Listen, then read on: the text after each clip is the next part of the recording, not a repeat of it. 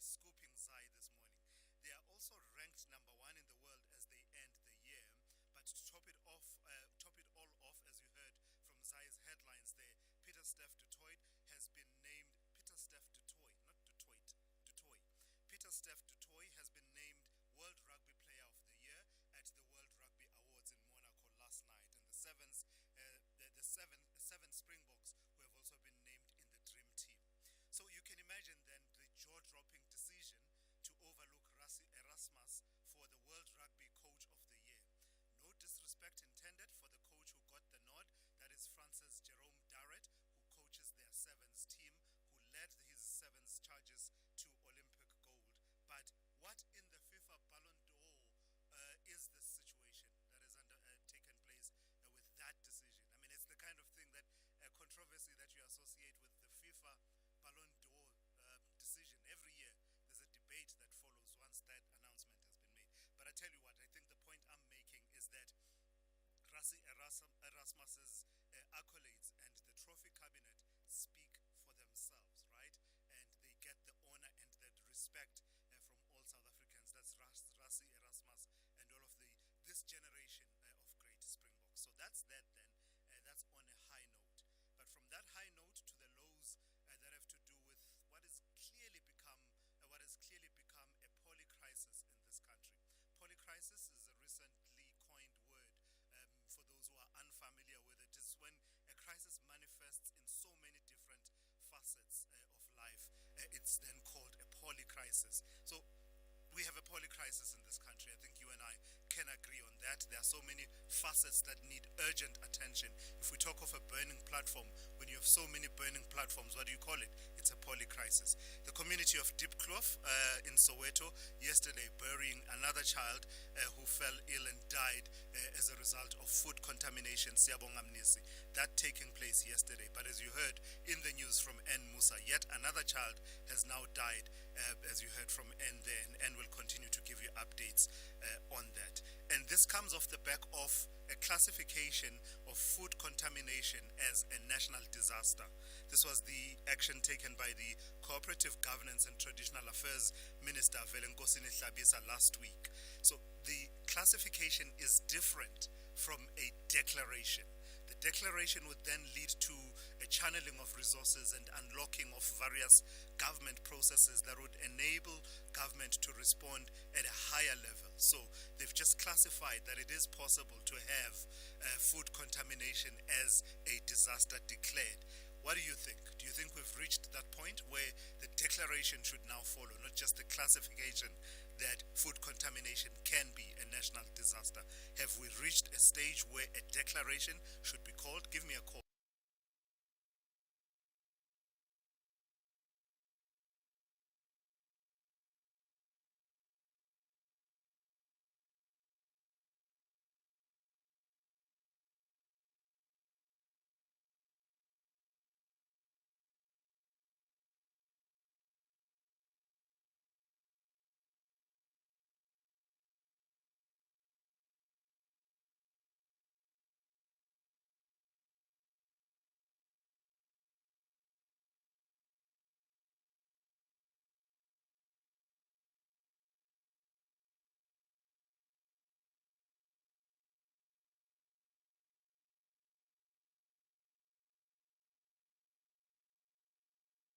Up once again, and we'll have a conversation about that this hour in light of recent developments around prosecution of those that did not get amnesty during the TRC process. That's just one of the many themes that we have for you over the next 3 hours.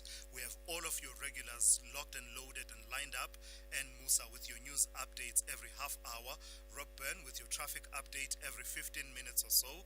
Zaikan is watching your sport throughout the morning, albeit with me having scooped it to some extent around the issue of rugby. Ndauleng Lechela has your economics, business and market news covered, as well as Sipho Mantula with your Africa update just before 8 a.m. This is SAFM. We are leading the conversations that move us. The first hour of the Monday edition of the Morning Brief starts now. The Daily News Diary on SAFM. And for that, let's say good morning to N. Musa. N, I did not scoop you today. I scooped Zai. Good morning. You can give a sigh of relief. Yeah, I'm relieved. But quite a lot of stories that we are looking sadly. at and focusing the situation with regards to learners dying, very important. We are focusing on that because at the weekend, 5-year-old Siyabonga Mnisi, who died on Wednesday of suspected foodborne illness, was laid to rest in Diepkloof in Soweto. And on Friday, sadly, another learner, this time an 8-year-old, also from Diepkloof, died after she allegedly ate biscuits that was bought from a local spaza shop. So thus far, about more than 23 children have died due to foodborne illnesses in the past months, and this calls by the African Transformation Movement on government to actually close all spaza shops and revitalize township economy run by citizens, this to ensure that there's economic stability and security. And the ATM says this comes after the foodborne illnesses were classified a national disaster. Thus there's a need for urgent decisive action to protect the health and well-being of communities, especially children. Another story, the second phase of the government task team-led retrieval of illegal miners who remain underground in Stilfontein is set to resume today. A camera was sent underground for further assessments last weekend. The National Police spokesperson Athlenda Mate is saying that 11 illegal miners actually came to the surface at Shaft 10, which is linked to Shaft 11 in Stilfontein, and she's saying that this shows that the illegal miners are not trapped, but they are rather choosing to stay underground. And the police ministry will today release the latest crime stats covering the number of criminal cases registered nationwide, and this is the period from July to September.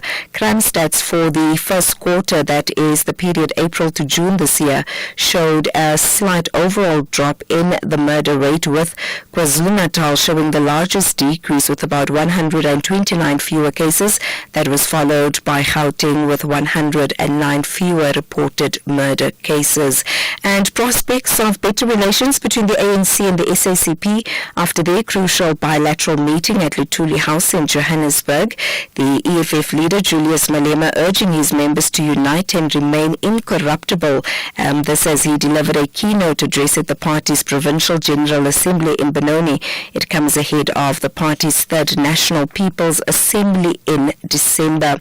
And then today is International Day for the Elimination of Violence Against Women and Children. The day basically raising awareness, of all forms of violence against women and girls. And the Deputy President Paul Mashatile is expected to lead the national launch of the 16 Days of Activism for No Violence Against Women and Children in Rustenburg in the Northwest today. So some of the stories that we will be focusing on. All right, and thank you for that. And Musa will keep you updated on the news every half hour here on the Morning Brief. Thulasizwe Simelane on the Morning Brief. Weekdays, Monday to Friday, 6 to 9 a.m. So let's get your day started with a weather update now, starting with two warnings. In fact, one impact-based warning which says that yellow level 2 warning, severe thunderstorms leading to damage or loss of infrastructure, settlements, formal and informal, property, vehicles, livelihood and livestock, as well as large amounts of small hail and excessive lightning across the southern region of the eastern half of the Eastern Cape, as well as the southern parts of KwaZulu-Natal. Then we have a fire danger warning. It says extremely high fire danger conditions are expected over most parts of the Northern Cape, the northeastern parts of the Western Cape, the western parts of the Eastern Cape, the eastern parts of the Northwest, and the extreme eastern parts of KwaZulu-Natal. The rest of your weather looks like this. Pretoria will be partly cloudy with isolated showers and thunder showers with a minimum of 18 and a maximum of 33. Johannesburg partly cloudy with scattered showers and thunder showers, 17 to 31. Mbombela, partly cloudy, 19 to 32.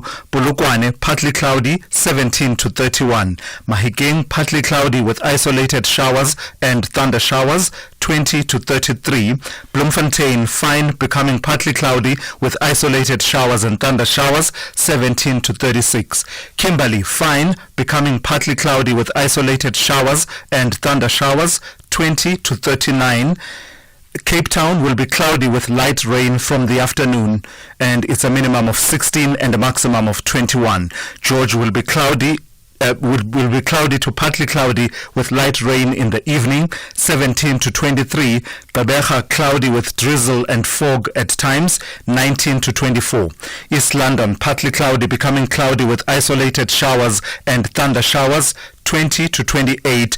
Durban will be partly cloudy with isolated showers and thunder showers, 23 to 31. Richards Bay partly cloudy, 23 to 38. And finally, Pietermaritzburg will be partly cloudy with isolated showers and thunder showers, 20 to 38. Ask a man who's late for work after his car got hit by a truck, desperately waiting for help, if he's glad he saved 14 Rand on his insurance premium.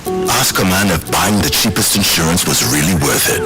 And now ask yourself, when suddenly happens, who's there for you? Auto and General. Car insurance with Auto SOS. Emergency accident detection and response. Visit autogen.co for a quote. Auto SOS is available to comprehensive car customers. A&G is a licensed non-life insurer and FSP. T's and C's online. The Northwest Provincial Legislature Portfolio Committee on Premier and Finance, led by Honorable Nathan Oliphant, will conduct public hearings on Division of Revenue Amendment Bill 2024 on the 28th November 2024 at Tsidilamolomo Tribal Hall in Tsidilamolomo near Mahikeng, Matwan Community Hall in Matwan near Potchefstroom, Kavadeng Community Hall in Bloemhof, and Lehonyane Community Hall in Lehonyane near Brads. All hearings start at 10.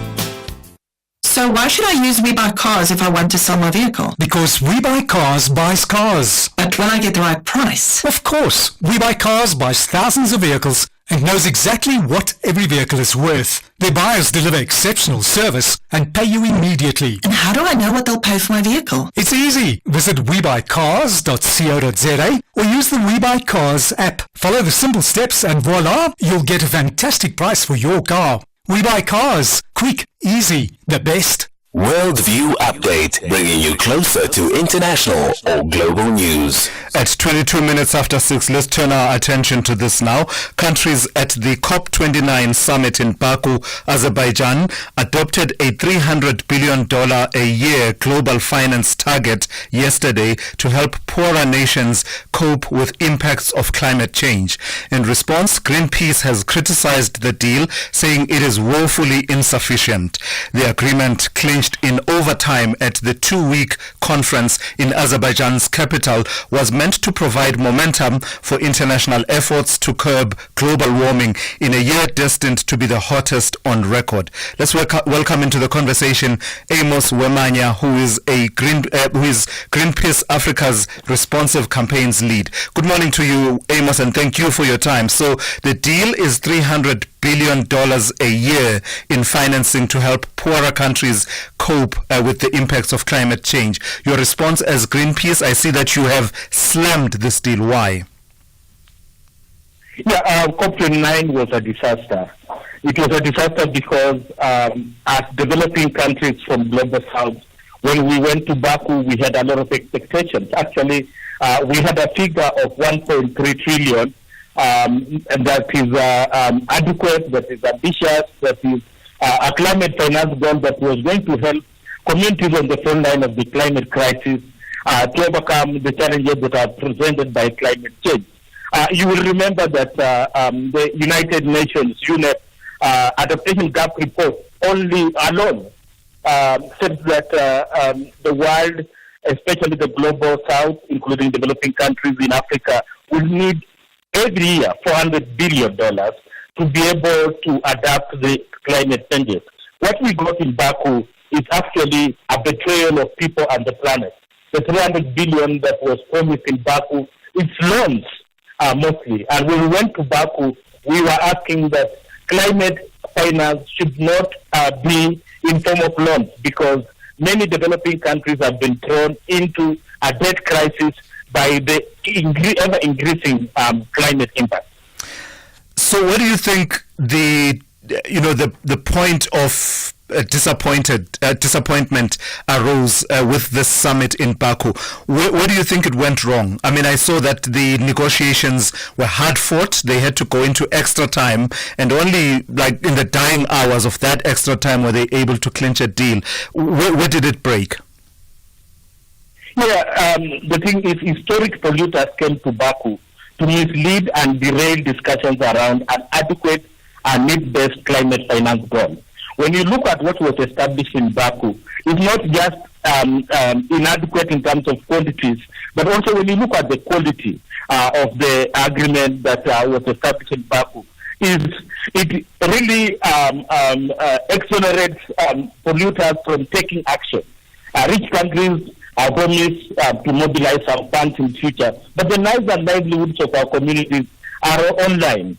So we were expecting rich countries, historical polluters, to own up to their responsibilities and provide their fair share of climate finance, so that that is debt-free, that is adequate, so that communities that are ravaged by the climate change can be able to withstand the challenges that they are presented with. Yeah, I mean, the gap between $300 billion a year that has been agreed and anything between $800 billion and $1.3 trillion a year, which was the ambition for developing, especially global south countries, is massive. That gap is.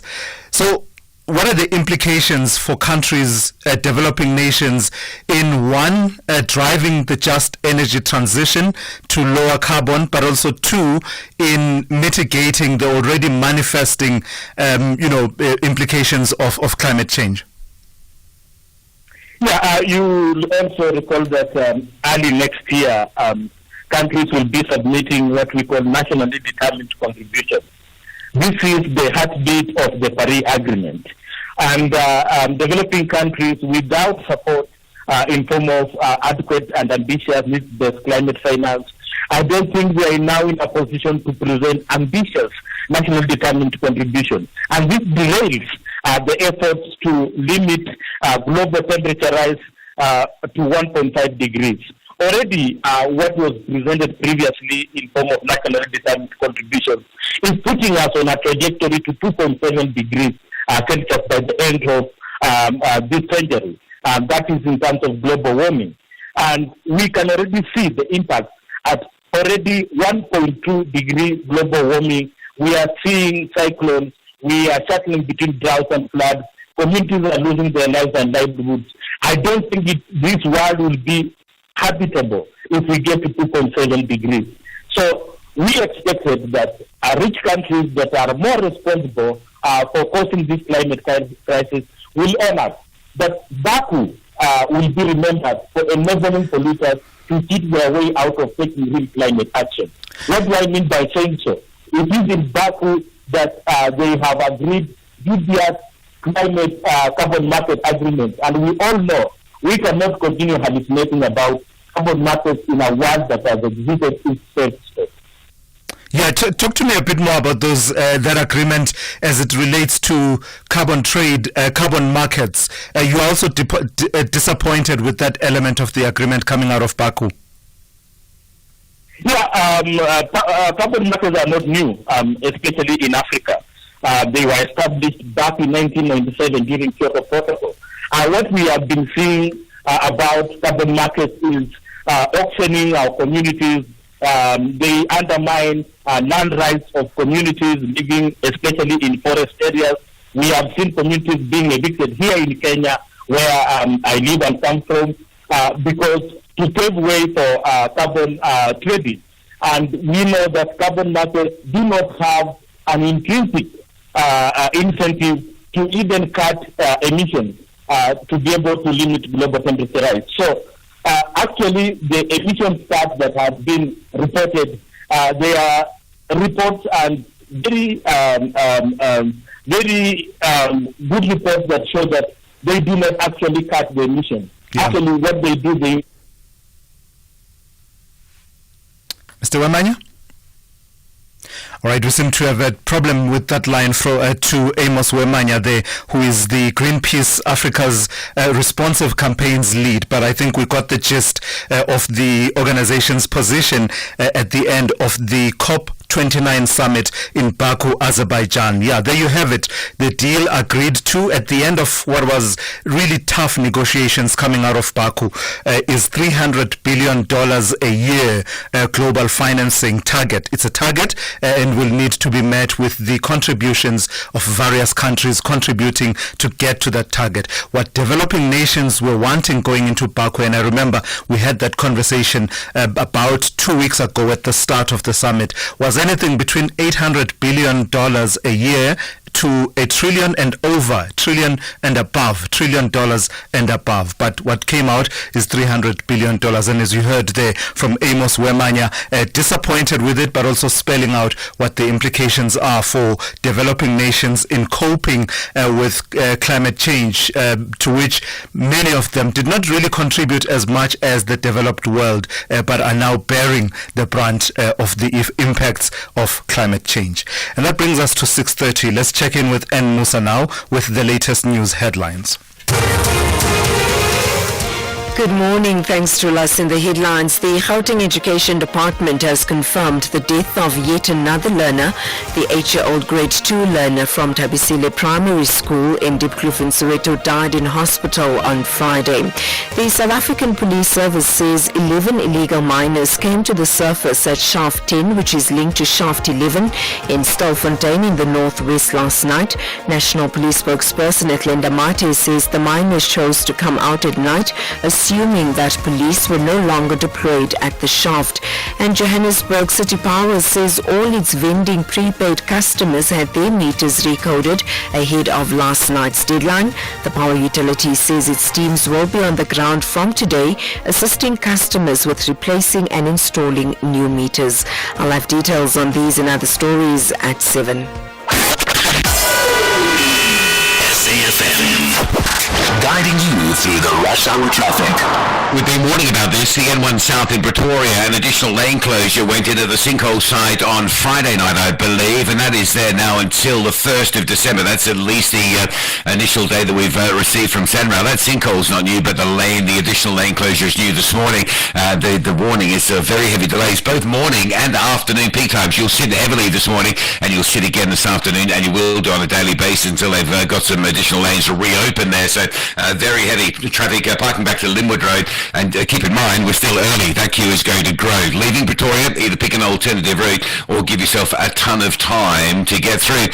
Crash on the N12 at Craft Road, leaving Boksburg and Benoni. That's quite slow. And the N12 and N3 routes heavily backed out of Alberton and Germiston this morning. Big queues up past Cement Factory in towards the Heldnace interchange. Another truck crash. This won't surprise you at all in the narrowed lanes with the concrete barriers up at Cliffdale in the construction zone. Another truck overturning. Net result, major backlogs. Really sort of limited in terms of lane capacity because of the construction and the concrete barriers there. So traffic parking back to Key Ridge. If you're on your way to Pietermaritzburg, off-ramp at Shongweni and get up through Hillcrest towards the R103. The alternative route this morning, come back on around Hammersdale or Cato Ridge. Cape Town looking like a busy Monday. M7, AZ Birmingham, Velfred Road, big delays on all three routes coming out of Mitchell's Plain. And the N2 is under a bit of pressure with queues from the airport through towards Young Smuts Drive off-ramp. Rob Byrne, SAFM Traffic. This is SAFM Sport with Zai Khan. Good morning to you, Zai. I don't know what you're going to tell the people because, as you heard for yourself, I know. I did the entire sports bulletin right at the start. I don't know what to say. Give it your best shot. You've literally tackled everything. I mean, including the awards, Rassie being overlooked, number 1 in the box camp. You might as well sign off. I know. I'm Zai Khan for the morning. There we go. That's it, done. I mean, you clearly with Rassie have won everything this year. But I mean, I don't know who got the better deal. Did Rassie because he won everything, or this guy called Jerome? I never heard of him before this. Yep. No surprises that we've never heard of him. But big news for Peter Steph du Toit. Oh, such a good news for us to talk about this man. He is the second-time winner of the World Rugby Player of the Year. We had so much of him, cementing his status as a global great. Let's hear from a clip from that award ceremony. So the winner of the 2024 World Rugby Men's 15s Player of the Year, Peter Steph du Toit. There we go. We also have the Springboks wrapping up the season with a 45-12 thrashing of Wales, keeping their world number one ranking intact. Then there's controversy. Rassie Erasmus, despite a near perfect season with the Boks, overlooked for Coach of the Year. That honour went to France's Jérôme Darret for the Olympic success. And still South Africa shining with 7 players in the men's Dream Team of the Year. On to cricket now. South African players, well, they are shining at the 2025 IPL auction that was held in Saudi Arabia. Speedster Kagiso Rabada led the South African charge, bagging just under 22 million rand from the Gujarat Titans. He'll be sharing the dressing room with England's Joss Butler, who was also snapped up for a hefty sum. Meanwhile, South Africa's David Miller joins the Lucknow Super Giants for 16 million rand, linking up with his Proteas captain Aiden Markram, who went for 4 million rand. Other picks include Quinton de Kock, scooped up by the Kolkata Knight Riders for 7.7 million rand, and Anrik Nokia joining him at Kolkata Knight Riders for 14 million rand. Women's cricket, Nat Silverbrand's half-century led England to a 4-wicket win over a depleted Proteas women's side in East London, chasing 143. Silverbrand fell for 59 in the final over with the score tied, but Sophie Eccleston scampered a leg by to secure the victory with 4 balls to spare. In another match, Zimbabwe upset Pakistan in the opening clash of their 3-match one-day international series, winning by 80 runs on the Duckworth-Lewis Stern method at the Queen's Sports Club yesterday. Soccer action, and we can all talk about this win for the underdogs, Magesi FC from Polokwane. Pulling off a stunning 2-1 victory over Mamelodi Sundowns to claim the Carling Knockout Cup. Coach Clinton Larson's tactics paying off, with the team delivering 2 second-half goals straight from their training ground drills. Man of the match goalkeeper was Elvis Chipezeze. He kept them alive in the first half and in the second. Sundowns, I think, as well as the fans, left shell-shocked as Magesi became the first newly promoted team to lift the coveted trophy. Premier League action, Liverpool opened up an 8-point gap between themselves and second place Manchester City. They came from behind to beat Southampton 3-2, and another match saw Manchester United held 1-1, and that was not a great result, especially in terms of Ruben Amorim's first game in charge, despite Marcus Rashford's opener inside 2 minutes. And finally, golf, Patrick Reed shot a final round 4 under par 66 to win the Hong Kong Open by 3 shots. That's how we wrap it up here on the Morning Brief, WMO Sport, top of the hour. I'm Sai Khan. The Business Update on SAFM. And let's say good morning to Ndauleng Lechela. Ndauleng, so sometimes, and quite a lot of times actually, the conversation about the climate change coincides with the money, the rands and cents. And this time around, you're telling me that the COP29 climate finance deal is being criticized. That's right, Thulas. And countries attending the COP29 summit last week, or into this week as well, have agreed on a $300 billion annual global finance target to help developing nations cope with the impacts of climate change. But the deal has been criticized by its intended recipients as insufficient. The agreement reached after a 2-week conference aims to provide momentum for international efforts to curb global warming. Despite the criticisms, UN Climate Chief Simon Steele hailed the outcome as an insurance policy for humanity against global warming. The deal would provide $300 billion annually by 2035, increasing developed countries' previous commitment of $100 billion per year in climate finance by 2020.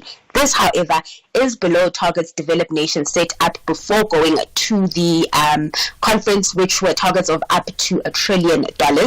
India strongly opposed the final agreement at the summit, with climate change lobbyists and environmental groups also expressing their disappointment. But But South Africa's Minister of Fisheries, Forestry and Environment, Deon George, viewed the deal as a success, considering the differences between the parties involved and the walkout by the least developed countries. George acknowledged that there were extreme positions, but felt that they managed to find common ground over time. I mean, that is debatable.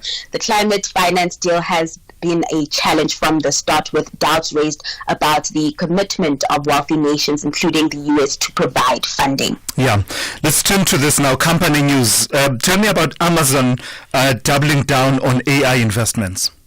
So this past year, we've been seeing big tech companies in a race to secure a bigger piece of the AI pie. And so we've been seeing these companies invest in those kind of assets. Recently, Amazon invested an additional $4 billion in Anthropic, a startup competing with OpenAI in the generative AI space. This investment doubles Amazon's previous stake in the company, which is known for its AI chatbot Claude. Although Amazon remains a minority investor, the deal strengthens its partnership with Anthropic. The investment, made in form of convertible notes, will be disbursed in phases, starting with $1.3 billion. Anthropic is also in talks with other investors to raise additional capital following Amazon's backing.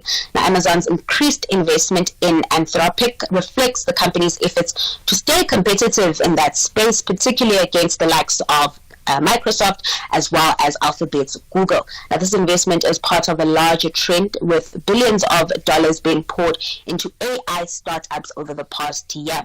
Microsoft-backed OpenAI raised about $6.6 billion from investors last month, valuing the company at $157 billion.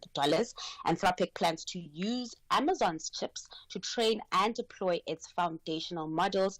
Amazon has been working to develop its own AI chips through its Annapurna Labs division, which Anthropic is also collaborating there with. So just give us a recap then, Dowling, of how we closed over the weekend and what kind of a week we are facing this week.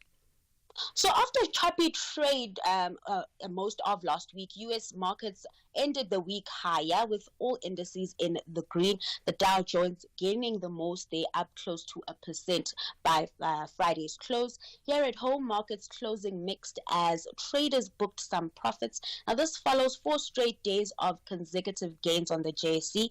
On Friday, the JSE edged slightly higher, up 0.1%, boosted by a 2.3% rise in the Resources 10 complex.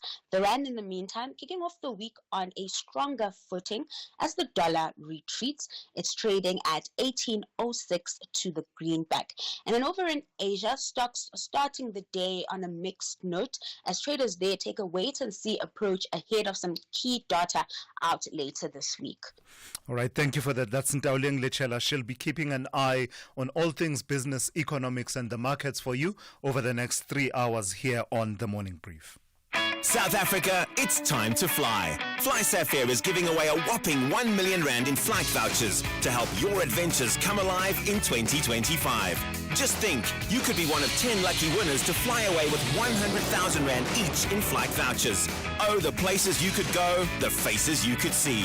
Simply enter at flysafair.co.za today. And who knows, this could be your 1 in a million opportunity. FlySafair, for the love of flying. T's and C's apply.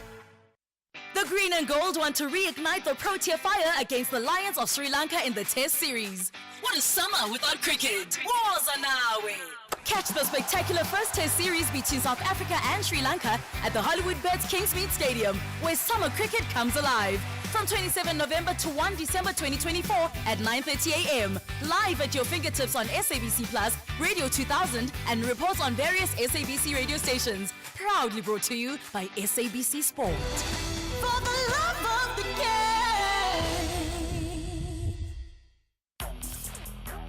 Conversations that you connect with and react to.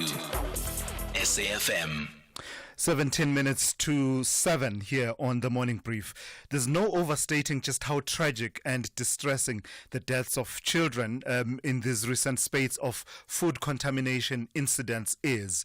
The recent deaths of children in Soweto from poison-contaminated snacks has exposed the very real dangers that poor waste management can have. This is according to industry experts who warn that the tragedy points to desperate attempts by communities and businesses to combat growing rat infestations caused in part by inadequate waste management systems.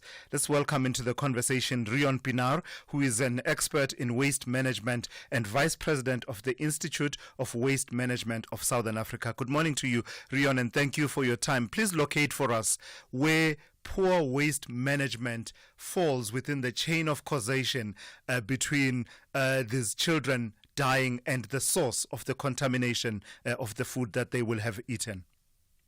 Good morning. Yes, thank you very much. It's indeed an unfortunate events that led to this conversation, but if we can take some positives out of it, it would be to highlight what not to do in future so we can prevent these things from happening. So in essence, the poison was used to try and combat infestation of vermin like rats into the shops in question, which in part is because of waste accumulating in the area and creating an opportunity for rats to thrive there, and the waste is not being properly managed or collected. So with good sustainable waste management, accurate collection and disposal of that waste, you create a system where the rats won't have any spaces to live.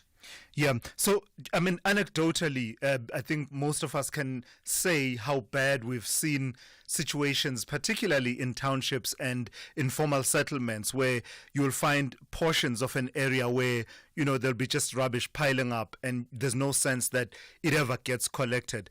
But do you have a picture of how bad the problem of waste management is in the country? It is bad in unfortunately the areas that can least afford it, as you mentioned, the rural areas where in some cases it's difficult to access these areas with the collection vehicles that the municipality has at their disposal. And in some cases it's just a question of the municipalities not giving enough attention to those areas where they focus on other things like potholes or toilets or water or whatever, which is also important, but not that which people can easily see, and waste management is something that very often gets taken care of last. So it's very much a question of having the municipalities realize that providing proper waste management services, even in difficult to reach areas, is crucial.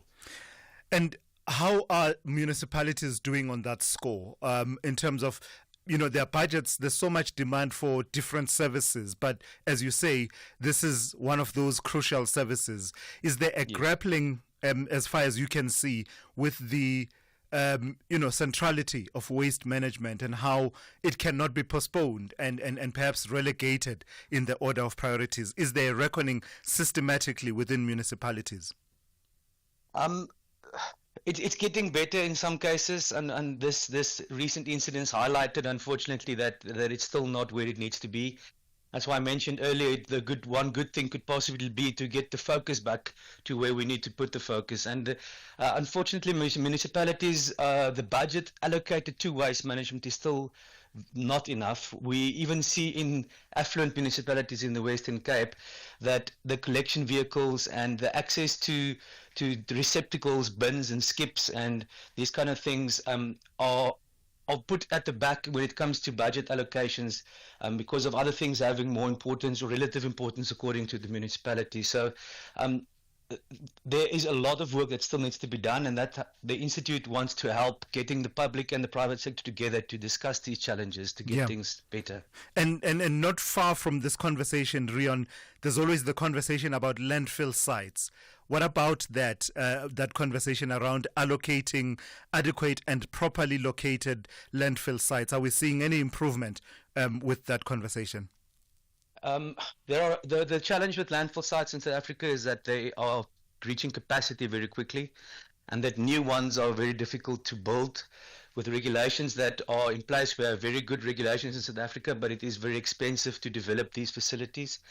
So at the moment, one of the reasons that waste management is not sustainable in South Africa is because it's still the cheapest option for us to dump our waste at what I'm going to call dumping sites, because there are not many properly engineered landfills in South Africa. There are many, many dumping sites in towns, and still the cheapest option to get rid of your waste by dumping it. And we need to get to a point where it is expensive for us to dump our waste illegally, so we have to manage it in a proper way, reusing it, recovering it, recycling it, and trying to make a difference by getting as few as possible landfill sites operating. Tell me about the involvement of the private sector in this system, in the management of waste and waste management in municipalities. Has it been, to the benefit of trying to improve the situation, or do we see instances where, it ends up being about that tender, about having access to that tender and nothing more? Yeah, that's a good question, and there is always the possibility that the jobs or the tenders just go out and the tender process is flawed. But when things work well, it's actually a very good thing for the private sector to get involved in waste management. Outsourcing the collection of waste or the management of waste facilities to the private sector does help the municipality a lot. Firstly, because it's on the operational budget. Secondly, the municipal officials are not always specialists in the field of waste management, them being public official, government officials, and that also gives the opportunity for the private sector to create jobs and get more people involved in waste management. So I would think that wherever possible, outsourcing of waste services to the public sector is a good thing for the municipalities, as long as, like I said, the tender processes are done fairly. Absolutely. So lastly then, what are some of the immediately implementable solutions to the issue of waste management in the context in which we are, where we are now dealing with this crisis where people justify why they possess some of these pesticides by saying that we have this vermin infestation, rat infestation and the likes? What are some of the immediately implementable solutions in your view? Yes, thank you. So I would suggest that for the very short term, so that the municipality gets involved in these areas and identifies specific individuals in these areas that are leaders within the community. All these communities have elders or leaders that they look up to, and the municipality must identify those people, invite them for a discussion, informal, educate them on just the basics of what's happening and why it's happening, and then those people can then go and talk to their neighbors, to their friends, to their children, just explaining, even if it's just a small thing like, do not put this next to this because it's poisonous. And then you can start the conversation and get it going in the right way. We have to start small and we'll work ourselves up to a solution where everybody understands what needs to happen. Yeah. All right. Thank you for your time this morning. That's Rion Pinar, who is an expert in waste management, and he's also the Vice President of the Institute of Waste Management of Southern Africa. SAFM, guiding you through the rush hour traffic. It's a very busy Monday. Here's the big one. So we got a major delay coming down the N1 in Pretoria. Now, we've been warning about this on Friday night. An additional lane closure at the R21 exit sinkhole. So we're talking N1 south down to the R21. Traffic is now backed up almost to the N4 Emalafleni Highway. Keep in mind there's still another hour and a half probably of heavy traffic to come into that area, heading towards Midrand and Joburg out of Pretoria. So major delay alert. These the additional lane closure scheduled to stay in place until the 1st of December. So it's a week of absolute mayhem ahead of us. It'll be morning and afternoon heaviness through there. You've got a couple of options. One is to go earlier than normal, much earlier, before we start to queue, but it all queues very heavily, very early as well, so as early as you possibly can. The other option is to look at alternative routes. The other option, if you're in a position to, is travel later after rush hour to get through it, just for the next week. Probably worth reorganising your sort of arrangements coming out of Pretoria. It's a nightmare. Mopani Highway is quite heavy as well. Theo Martin's down to SQ and Pathvalley. No lights. lights coming through Vanderborn Pass, so Stibiko is quite heavy. Joburg, big crash on the N12, blocking multiple lanes into Craft Road. Joburg bound traffic backed heavily into the Benoni area. N3 North at Spraitview is quite heavy. Queues coming up towards the Heidelberg Road exit. Going out of Durban to Pietermaritzburg, another morning of massive delays that are also building up here. It's another truck crash in amongst the sort of concrete barriers and lane restrictions at Cliffdale. So this is going to be a problem for some time. Traffic is parked all the way back through the M13, back down Key Ridge. It's heavy. You know what happens. You know what the traffic's like when you get a truck crash at Cliffdale, and that traffic is exactly what we're experiencing this morning. M13 out of Hillcrest to get into the N3 is also going to be a problem. Come off at Cassia Road, expect some delays there. Route up to the R103, the old main road through Hillcrest up towards Cato Ridge or Hammersdale. The other option, if you're heading that way, is come off as quickly as you possibly can, the Richmond Road, or even off at Paradise Valley, and just go Fields Hill way this morning. Stay off that N3. Another track crash at just north of Tweedy to Lyons River, so if you're on your way out of Howick towards Moy River, that's quite a heavy backlog as well. Cape Town, pretty busy Monday. The N1 inbound from Belleville through the Cooper, get a change. N2 from the airport, already backlogging through to Mowbray Main, and there's some pressure on Baden Powell coming through Mitchell's Bay and queues down towards Strandfontein Road Junction. Rob Byrne, SAFM Traffic. Thulasizwe Simelane on SAFM. I've got a bit of a naughty smile on my face because I always hear Rob Byrne, there's always something going on Baden Powell. What happens there? Nenzan lap on Baden Powell. Every morning, there's always something that Rob will update about Baden Powell, always being problematic in the Western Cape. Anyway, let's continue with this now. Apartheid-era criminal cases referred for criminal prosecution by the Truth and Reconciliation Commission, the TRC, may soon be heard in court. This is due to the work of an NGO, the Foundation for Human Rights, which is working on about 22 cases referred for prosecution by the TRC. 3 of the 22 cases the foundation is working on, that is the murder, kidnapping and torture of Nogutula Simelane, the COSAS 4 attack, and the murder of student activist Keifas Nyoka, already before the courts. Got to give some credit to the reporting of the Sunday Times on this story as we welcome Musa Letiane, who is the Senior Projects Officer at the Foundation for Human Rights. Good morning to you, ma'am, and thank you for your time. So 22 cases out of 300 referrals by the TRC for prosecution.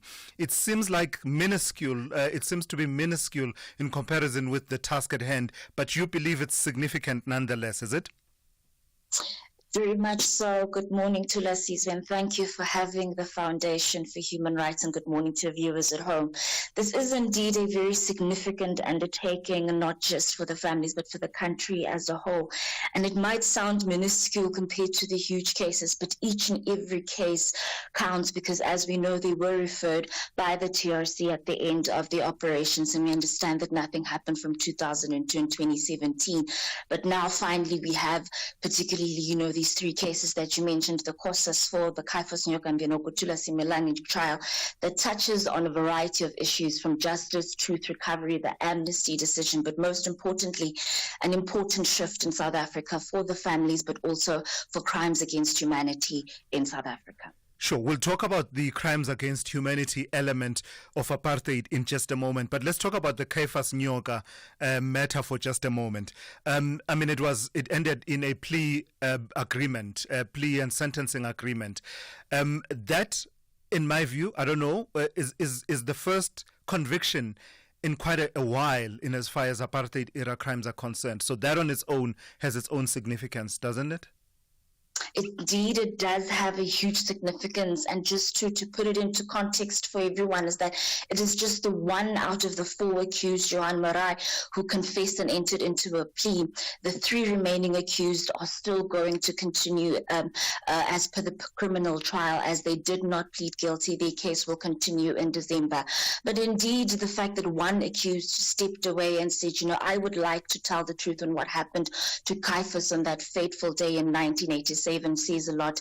It reveals the fact that, there's the heaviness of the truth that desires to be told. And, he has stepped away and said, I'm going to save the family the torture of having to sit through a trial, because that in itself also inflicts a level of pain and trauma to the family. And so that was very commendable. And we hope the others will follow in his footsteps and, step up to a truth we've all known, but now they too need to acknowledge. So that was very indeed huge.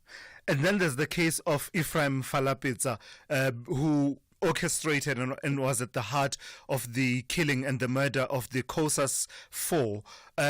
Tell me about the significance of apartheid as a crime against humanity being part of, the charge, the indictment in that case.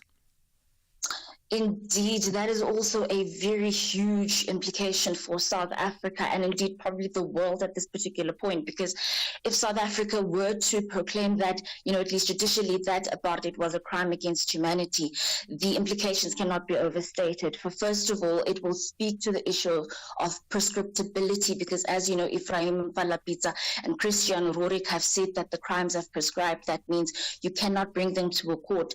And what proclaiming them as a crime against humanity will mean that they do not prescribe by the nature of crimes against humanity and international customary law, which is applicable in South Africa. But secondly, it will widen jurisdiction, because we've noticed that our courts, the NPA, the state is not quite prepared to grapple with the gravity and the process of this crime. So being able to widen jurisdiction will allow victims of apartheid to bring their matters forward now to other forums internationally, perhaps hybrid, but it would be complementary and alternative forms of justice for crimes for apartheid victims. So declaring it as a crime against humanity will also have greater implications for other TRC cases, because as you know, apartheid was only declared a crime against humanity politically, but it was never brought before a court. And so being able to be the first country that takes apartheid as a crime specifically will be very huge, and indeed will bring great justice for the family, access to justice and truth recovery. Are we able at this stage to start giving some credit to the NPA, or is this hard-won progress, albeit small steps that are being taken, but hard-won, without necessarily being able to give credit to those who were meant to lead the prosecutions in the first place? Thulasizwe, I think at this particular point, it might be too soon to give credit, because the families are still waiting and they have been, at the end of continuous delays. And so, I think we would take the approach that it's taking one step at a time, because prioritization for the cases is a problem. It's gotten so bad that we're thinking about, of proposing special courts for apartheid cases, because the court's not quite prepared to grapple. And so I think it's too soon to talk about victory steps, but families are off, as a matter of fact, stepping forward, and it's to them that we need to commend and really say, they've taken the step forward. It's to the families that we need to look to at this point, yes. All right, thank you for your time this morning. That's Musa Letiane, who is the Senior Projects Officer at the Foundation for Human Rights, bringing us to 7 a.m. Time for a news update with N. Musa. Essential cover from Outsurance pays out claims in cash, allowing you to choose your own panel beater. SMS CAR to 43187 now.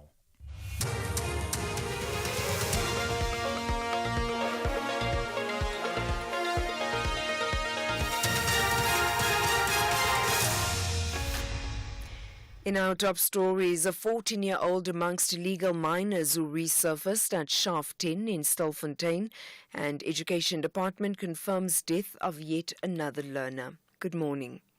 The South African Police Service says 14 illegal miners, including a 14-year-old miner, came to the surface at Shaft 10, which is linked to Shaft 11 in Stilfontein in the northwest last night. National Police spokesperson Athlenda Mate says the miners resurfaced at night, assuming that police were no longer deployed at the shaft. She says others ran back into the shaft when they realized police were still stationed. Mate says this shows that the illegal miners are not trapped but are staying underground voluntarily. These illegal miners were interviewed. They do confirm what we've been saying, that there are heavily armed illegal miners down there. So it just goes to show that our intelligence is at work. They do tell us as well that the food and water that have been sent down were confiscated by these heavily armed men, and they are not giving it to these illegal miners. They're keeping it for themselves because they want to continue with their illegal mining operations. All these illegal miners are Mozambican, all 14 are Mozambican. They have been processed, they have been arrested, they are in SAPS detention cells. The Gauteng Education Department has confirmed the death of yet another learner, the 8-year-old grade 2 learner from Tabisile Primary School in Diepkloof in Soweto, died in hospital on Friday. She fell ill on Wednesday after she allegedly ate biscuits from a local spaza shop. The Skemes 5-year-old Siabonga Mnisi, also from Diepkloof, was laid to rest yesterday. He fell ill after allegedly eating snacks he bought from a local spaza shop. Gauteng Education Department spokesperson Steve Mabona. The department has already dispatched the psycho support unit to provide necessary counseling to family planners and the staff at the school effectively from Monday, the 25th of November 2024. MEC has indicated that our thoughts and prayers are with the family, friends and the school community during the difficult time. We remain committed to ensure that the safety and well-being of our learners is prioritized at all times. Police have confirmed politicians and senior officials attached to the Nongoma local municipality in northern KwaZulu-Natal will appear in court today after their arrest on Friday. Police say the charges will become clear once the officials appear in court. EFF leader Julius Malema has slammed Thulasizwe leader Jacob Zuma, saying the party will not sell the future generation for the former ANC president's dreams. Malema's comments come after his revelation that the former EFF chairperson, Advocate Dali Mpofu, proposed that the EFF must be dissolved to join the Thulasizwe party. Malema was speaking at the Gauteng Provincial General Assembly held in Benoni, east of Johannesburg yesterday, ahead of the party's third National People's Assembly next month. The EFF leader says Zuma has failed to unite black progressive forces. So how do you say unite people when you are 82 years old, having failed to unite them for the past 82 years, you think you can do it now? The unity we are talking about is not a lip service. It's not something used to mobilize people for the sake of positions. We mean this unity of Africans in practical terms. That's why we are the only organization that has got EFF Nigeria, EFF Ghana. Johannesburg City Power says all its vending prepaid customers had their meters recoded ahead of last night's deadline. The power utility says its teams will be on the ground from today assisting customers with replacing and installing new meters. City Power says it has already pre-generated key change tokens for non-buying customers. City Power's spokesperson Isaac Mangena says this will enable the power utility to assist to convert prepaid meters beyond the deadline. I'm happy to say that all vending prepaid customers had their meters recoded. We have seen an influx of previously non-vending customers to our service delivery centers, especially in Lenazi and Alexander, seeking assistance. We have already pre-generated key change tokens for the outstanding non-vending customers as City Power. This will basically make sure that it enables the customers to assist in converting prepaid meters. And finally, a huge fire has broken out in an industrial site in the Russian city of Kaluga because of what the local authorities there describe as a drone attack by Ukraine. The regional governor said the fire was caused by the wreckage of a drone which had been shot down. Unconfirmed reports suggest an oil depot was hit. Recapping the top story, the South African Police Service says 14 illegal miners, including a 14-year-old miner, came to the surface at Shaft 10, which is linked to Shaft 11 in Stilfontein in the northwest last night. For SAFM News, I am Anne Musa. And that's the news for this hour. Theft, accident and 1 million rand liability cover, all covered by Outsurance Essential. Get a quote today, SMS CAR to 43187. 39-year-old Zagiti loves Outsurance Essential because it's low-cost insurance designed for older cars. For her 2011 VW Polo 1.6 Trendline, she only pays 525 Rand a month. With Outsurance Essential, you get up to 1 million Rand liability cover. That means if you cause an accident, the other car could be covered for up to 1 million Rand. Add even more value with the motor warranty, which covers you for mechanical or electrical breakdowns. Get saving with Outsurance Essential for unfinanced cars older than 5 years and valued at less than 130,000 rand. SMS CAR to 43187. That's CAR to 43187 today. Licensed insurer and FSP. T's, C's and information online. SAFM, guiding you through the rush hour traffic. It's a very busy back to work Monday. Here's the big ones. The N1 South in Pretoria. If you're just joining us, new lane restrictions in at the sinkhole side by the R21. The traffic is terrible. It is all the way back through to the N4 eMalahleni Highway. Major delay alert if you're coming out of Pretoria on the N1 South. Crash coming out of Benoni and Boksburg this morning to Joburg by Craft Road. Multiple lanes are closed on the N12 West. Traffic all the way back through to Benoni. Major delays on the N3 from Durban going through towards Pietermaritzburg. A truck is overturned at Cliffdale. I just heard from controllers on the scene there. This is going to take some time because of the severity of the collision. So that's their words. Gives you everything you need to know about staying away from it. Get off at Cassia Shongweni Road, although that's heavily backed up. So the option this morning, if you're coming out of Durban to Pietermaritzburg, off ramp at the Richmond Road, go Fields Hill, duck off on the old main road, come off at Paradise Valley, go through the Pinetown Central area, M13, Fields Hill, off ramp at Old Main in Hillcrest as well. The N3 is majorly backed up, basically from just after Shongweni all the way through almost to Hammersdale. That's how bad that scene is. Truck crash north of Howick before Lions River causing some delays as well. And Cape Town, bit of traffic congestion on Baden-Powell through to Strandfontein this morning. And Marine Drive, always worth a check. It's heavy. Bayside through to Racecourse Road at the Paddocks in Milnerton. Rob Byrne, SAFM Traffic. A very good morning to you. In your SFM sports headlines, it's soccer. Orlando Pirates, they kick off their CAF Champions League group stage campaign against Algeria's CR Belouizdad tomorrow night. And in rugby, the Springboks end the 2024 year with a win over Wales, cementing their number one spot in world rugby rankings. All this and more at around 7:30.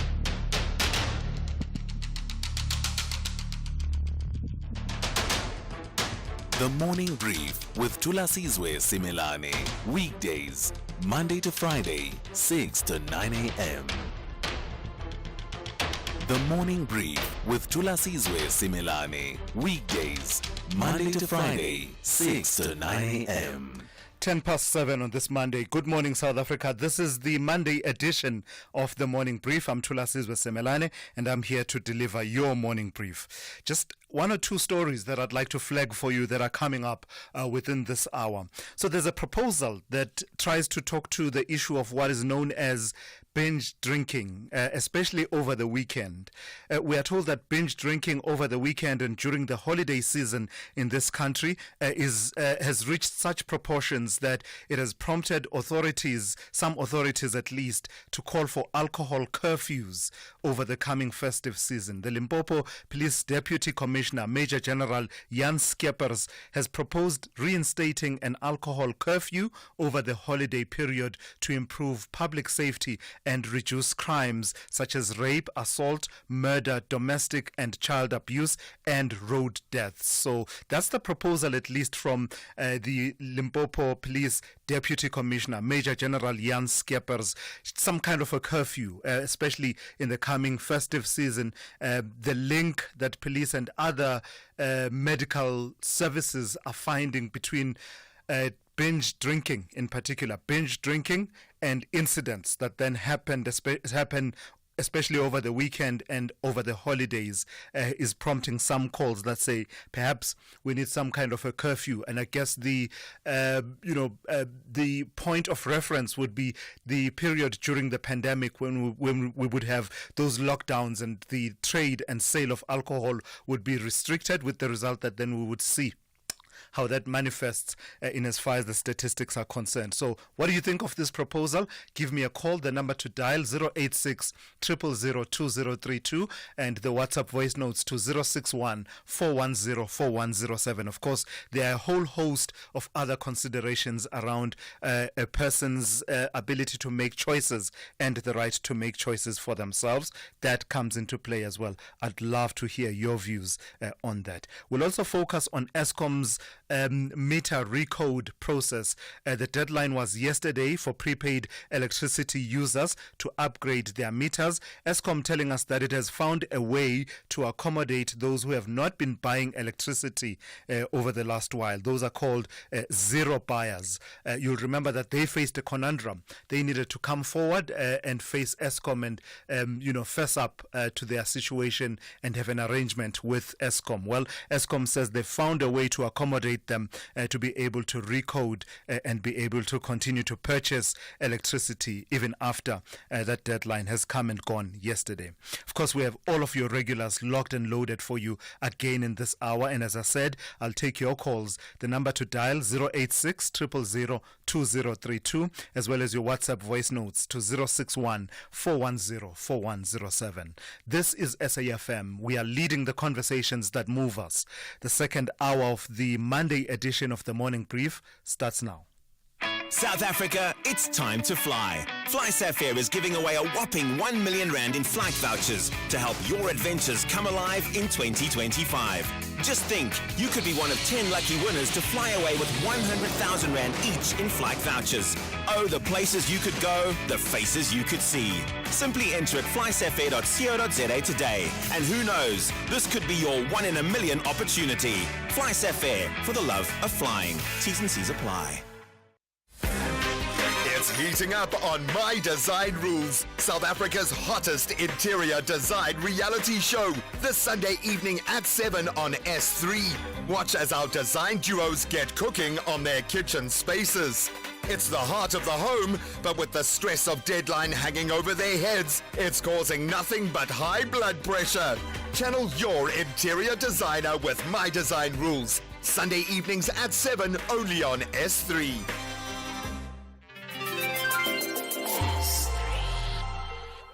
Outsurance's hot summer savings will give you even more reasons to love summer. 51-year-old Ndombenja from Dispatch used to pay 1,477 Rand a month for her 2021 VW Polo Vivo 1.4 Comfort Line. But with Outsurance, she only pays 1,002 Rand a month. That's a jaw-dropping saving of 475 Rand a month. Want to save on car insurance? Switch to Outsurance today, where you always get something out. SMS out to 30754. That's out to 30754 to switch and save today. Licensed insurer and FSP. T's and C's online. Stay on top of all meaningful, top trending stories right here on SAFM. Leading the conversation. So let's focus on opposition politics for a moment. The Thulasizwe Party President Jacob Zuma has appointed former public protector Busisiwe Mkhwebane to unite and expand the party's Mpumalanga structures. Despite this, a storm is brewing in that province as Mary Padi, the embattled chief whip of the MK party in the provincial legislature, boldly defied Zuma's orders to vacate her position.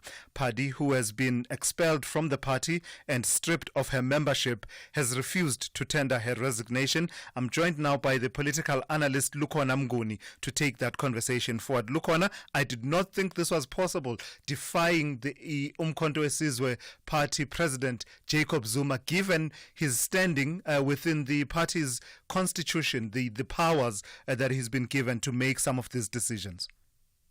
Well, good morning to us and good morning to your listeners. I suppose the defiance might come from, a number of things. In the first instance, the incumbent Mary might be feeling hard done by in terms of however much effort she would have put in terms of trying to run the MK party campaign and organizational machinery in Mpumalanga, first at a political level, and I can also imagine because she's also a person of means, maybe at a financial level as well. Therefore, feeling that when the management has been handled is not fair and just. The second one, of course, may not well be a defiance to the president of the party, President Zuma.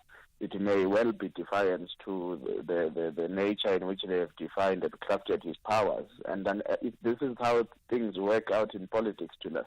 draconian powers are admirable when they are to be implemented on others and not yourself. Then when it becomes your turn, you probably then start feeling really that these powers are draconian and they shouldn't exist. Unfortunately, to us, the last parting point short on this point, for her is that the IEC and therefore by extension Parliament are very clear.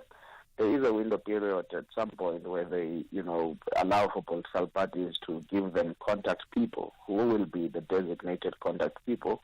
And once those designated contact people are submitted, the IEC or Parliament cannot, ignore information that comes from those people. So that's why in the legislature, for example, in Mpumalanga, can't ignore the letter that informs them of the fact that her membership has been stripped. And unfortunately, because the Constitution actually allows membership to be stripped in this manner, she would have to go to court to gain relief. Soon enough, Parliament will have to act, and we've seen this, the playbook to us. We've seen a number of political parties, whether it's the PAC or AZAP, or at some instances where there is a fight over, even if it's one seat in Parliament.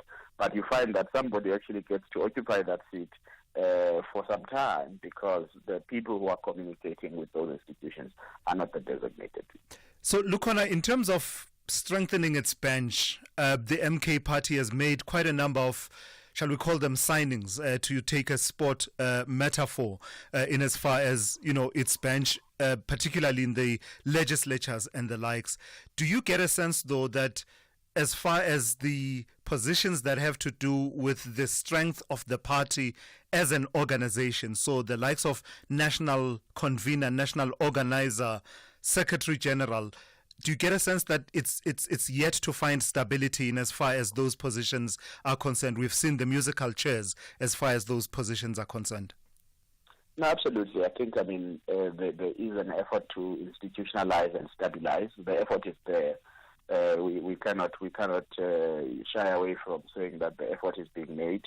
There is an attempt to get people who would ordinarily not have been there prior, which is almost a signaling that the party is growing and gaining momentum. Unfortunately, in politics, there will always be those who believe they are first movers, and therefore, for some reason, they are entitled to occupy positions, even if it is not in the best interest of the party for them to occupy positions over newer people.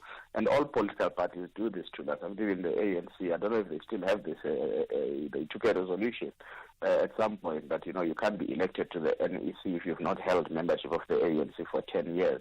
Now, that's an old party that's over 100 years old. Maybe it can afford to do that because it has enough within its stock to actually deploy to various responsibilities. For a new party, that's a bit difficult to only rely on those who would have been first movers, because then you've got to ask what are the motives for people to be first movers and so on. But yes, position of Secretary General has taken some time to stabilize for a variety of reasons. The first Secretary General then went to Parliament, and then there was another, who was acting, and then had a fallout with the president. Then there was another appointed, and then had to go back to work because he was actually undergoing a disciplinary process at his workplace, and now there's a new one. So I think by nature of that, then the national organizer role becomes vacant, and then somebody has now taken over that space. So it will take some time to last, but also I think it's because the party has also just become too large, too quickly, and therefore in an environment like that, there are always going to be too many moving pieces. In this context, to try and reconcile. In this context, then, Lukona, what is the impact of the party's president and former ANC and country president, Jacob Zuma, seemingly refusing to accept the decision that he's been expelled from the ANC? How important would that be for him to just close the loop on that particular conversation so that all focus is on the MK party? The thing about trying to sustain the narrative around the ANC membership to us is actually one of the weapons in the armory of MK, political armory of MK. So it's an attempt to create a continuity with the ANC, and therefore you would have, of course, seen him leave with some substantive numbers in terms of structure, of former, people who served in the structures of the ANC, right from the branch level up to, provincial levels in some instances, and maybe now national level, depending how you see things. But the point is that to us, MK party wants to continue its continuous relationship with the ANC, so that those who are in the ANC and may still continue to be aggrieved, particularly towards 2026, may find an easier bridge. And therefore, the protest for membership is not really because he thinks he can win. I don't even think they'll apply to a court of law unless they really want to do the theatrics of court appearances and so on. He knows he will not win that thing, but it's important to sustain the campaign. His defiance of this expulsion is, in actual fact, a political campaign for MK, because MK wants to continue to posture as an antidote for the ANC. All right, thank you for your time and your insights this morning. That is the political analyst Lukhona Mnguni. It's heating up on My Design Rules, South Africa's hottest interior design reality show, this Sunday evening at 7 on S3. Watch as our design duos get cooking on their kitchen spaces. It's the heart of the home, but with the stress of deadline hanging over their heads, it's causing nothing but high blood pressure. Channel your interior designer with My Design Rules, Sunday evenings at 7 only on S3.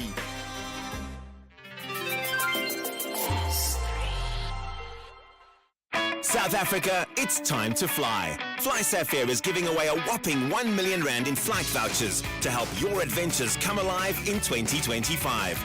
Just think, you could be one of 10 lucky winners to fly away with 100,000 rand each in flight vouchers. Oh, the places you could go, the faces you could see.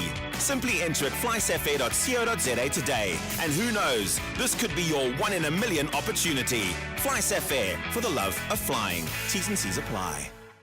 Ask a man who's late for work after his car got hit by a truck, desperately waiting for help, if he's glad he saved 14 rand on his insurance premium. Ask a man if buying the cheapest insurance was really worth it. And now ask yourself, when suddenly happens, who's there for you? Auto in general. Car insurance with Auto SOS, emergency accident detection and response. Visit autogen.co.za for a quote. Auto SOS is available to comprehensive car customers. A&G is a licensed non-life insurer and FSP. T's and C's online. Thulasizwe Simelane on SAFM. 24 minutes after 7. While yesterday was the deadline for prepaid electricity users to upgrade their meters, Eskom says it has found a way to accommodate those who have not been buying electricity.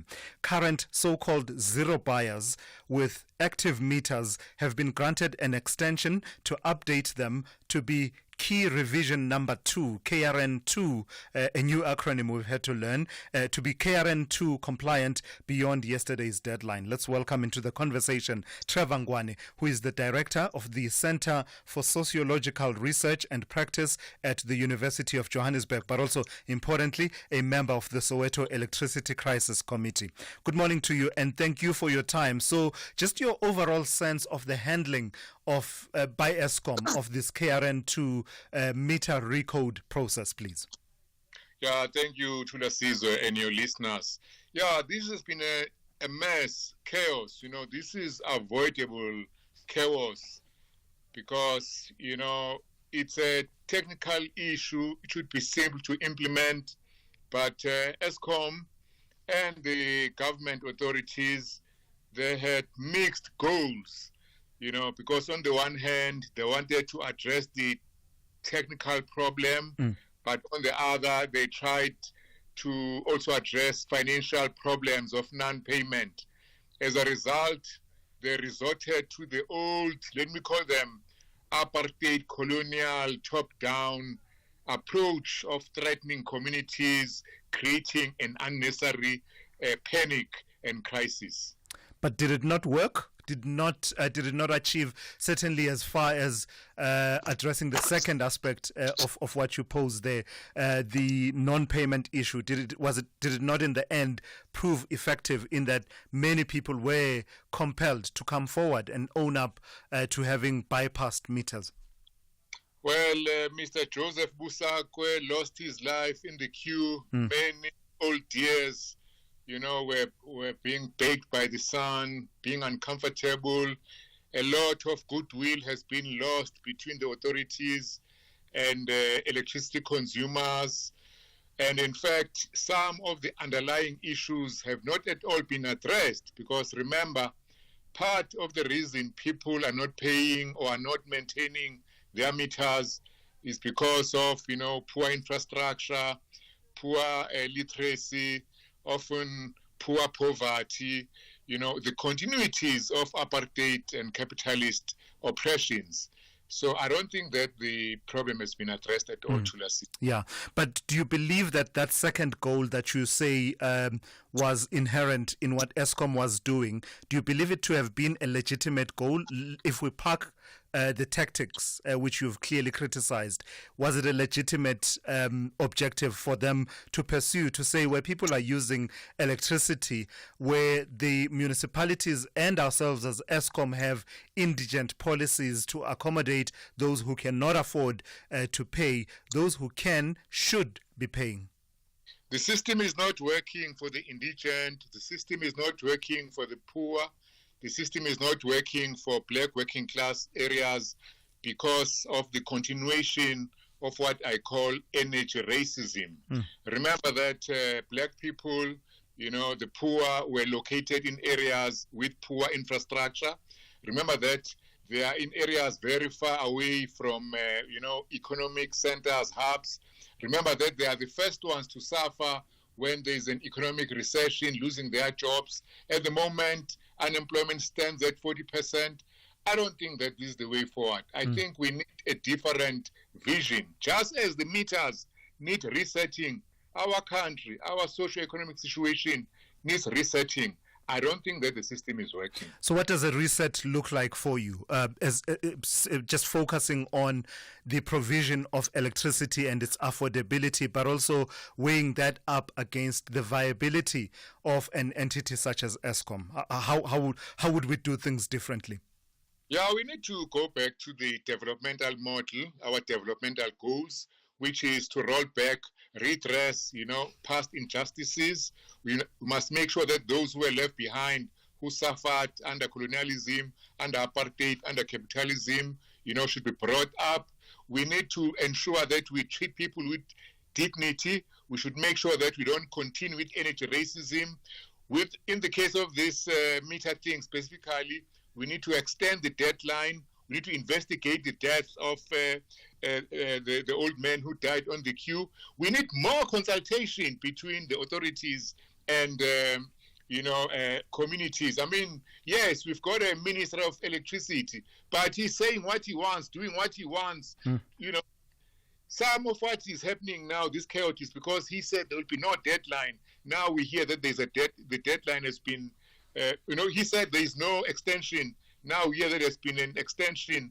So we need more consultation, more democracy, more involvement of those who are using services. Hey, the country belongs to us, not to the ministers or to Eskom. 100%. All right. Thank you for that. That's Trevor Ngwane, who is the director at the Center for Sociological Research and Practice at the University of Johannesburg, but in this context, speaking as a member of the Soweto Electricity Crisis Committee, bringing us to 7:30. Time for us to check in with Ann Musa with the latest news headlines. Good morning. Thanks to us. In the headlines, police say 14 illegal miners, including a 14-year-old boy, have been arrested after they resurfaced at Shaft 10, which is linked to Shaft 11 in Stilfontein in the northwest, have told them that the food and water sent underground was confiscated by heavily armed men. The acting mayor of Majabeng municipality in the Free State has extended condolences to the family of 14-year-old Thulasizwe who drowned in a sewage pan at Virginia yesterday. And anti-immigrant group Operation Dudula says it's heading to court to compel government to shut down all shops until they are registered. All food handling facilities, including spaza shops, must be registered with municipalities by the 13th of next month or risk closure. I'll have details on these and other stories at 8. SAFM, guiding you through the rush hour traffic.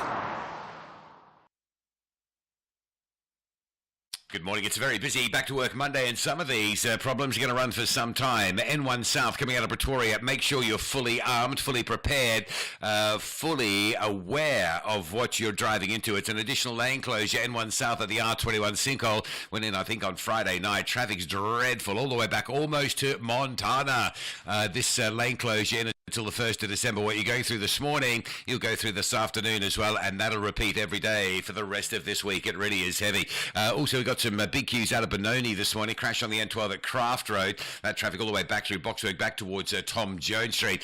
Truck crash at Cliffdale. In the words of the controllers on the scene, this will take some time to clear because of the severity of the crash scene. So it's a truck crashing in the roadworks just before Hammersdale. Major delays right back to Key Ridge. The Cassia Road all snarled up between the M13 and the N3 with motorists trying to divert. Come off at Paradise Valley or come off at Richmond Road and head up Fields Hill to the N13 and then off-ramp at Old Main through Hillcrest, Borters Hill and Drummond as your alternative. Also truck crashing and losing a load, looks like paint or something on the highway around Tweedy and Howick North. So if you're moving Howick through to Moy River, that's also going to be a problem for some time. Cape Town busy back to work Monday as well with a crash on Bloberg Road at Kuberg Road causing traffic delays coming out of the Tableview area and the M5 this morning. Quite a heavy queue from Parkwood all the way up through Rondebosch towards Maitlands. Kuberg going to change. With your traffic update, I'm Rob Byrne.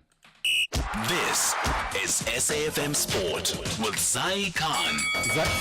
Zai, before you tell me about Orlando Pirates and Yeah. then kicking off their CAF Champions League, did you hear that pause before Rob started his his traffic update? For a moment, I thought he was stuck on Baden Powell. Yes, and I thought maybe there was a bus that went through that pause, like a whole Baden bus. Powell every morning. Anyway.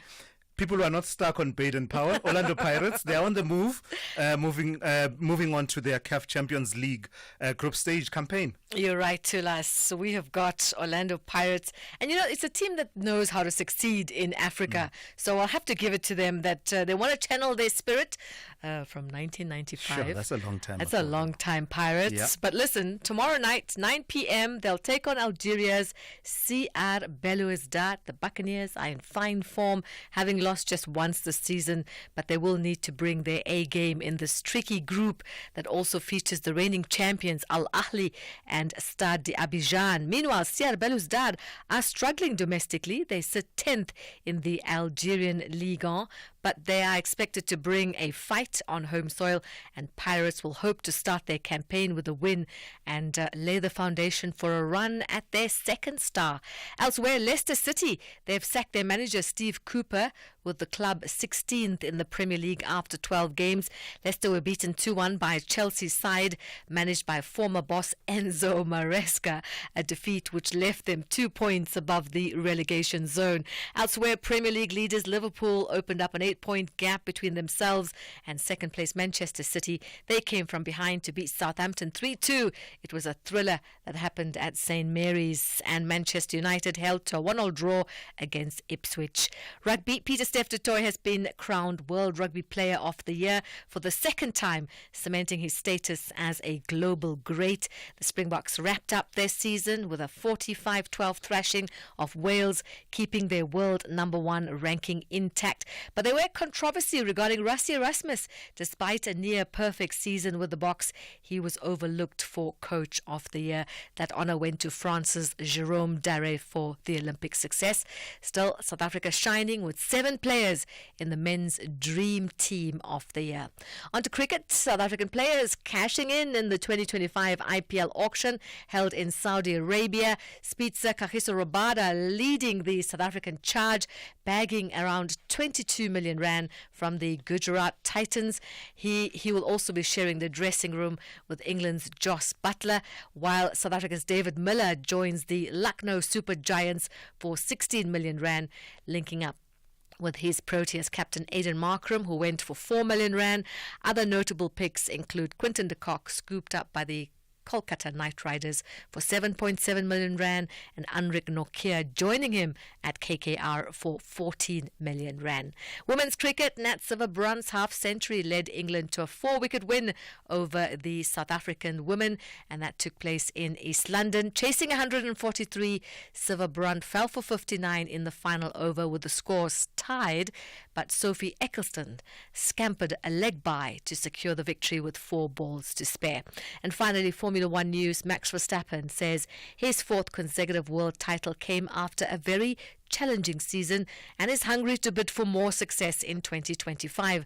The Red Bull driver's 5th place in the Las Vegas Grand Prix put his points beyond the reach of his closest rival, McLaren's Lando Norris. George Russell took a dominant victory ahead of Mercedes teammate Lewis Hamilton. But let's hear now from the world champion, Max Verstappen. A lot of good races, but also a lot of tough races at the same time, and a lot of moments where as a team, we had to stick together and fine-tune a lot of bits in tough times, and it's not always been easy, but we remain calm and focused, to the end goal. And also as a team in race weekends where we're clearly off pace, we still really maximized or even overperformed in some races, and that definitely made the difference. That's how we wrap up your sport in the fast lane on the Morning Brief. I'm Zai Khan. The Business Update on SAFM.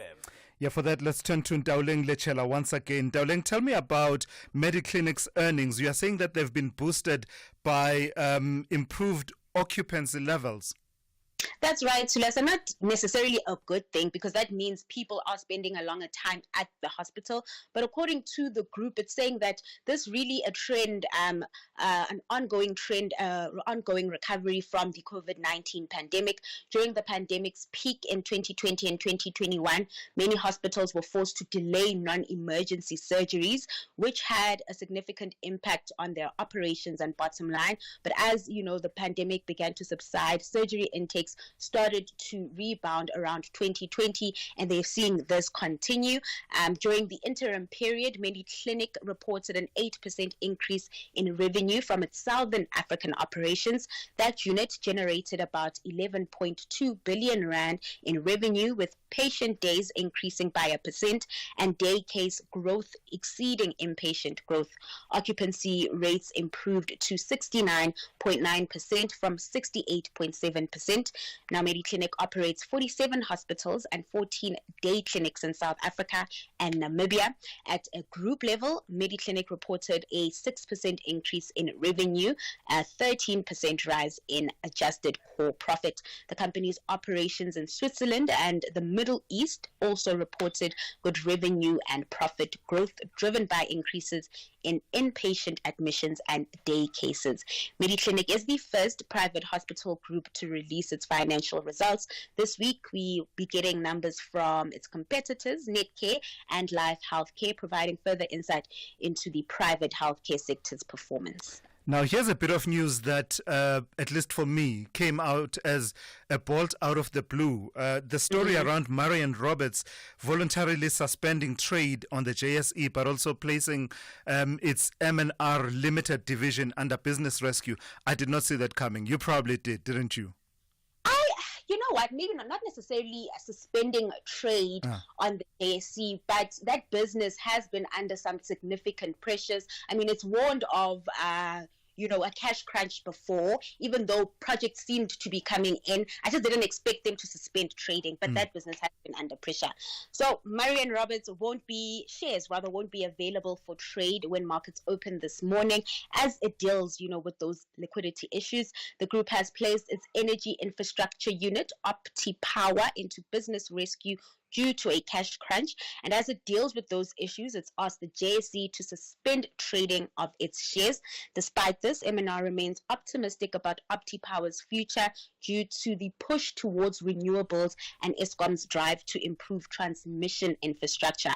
Now, OptiPower provides services such as design and construction of substations, power lines, and services for renewable energy plants.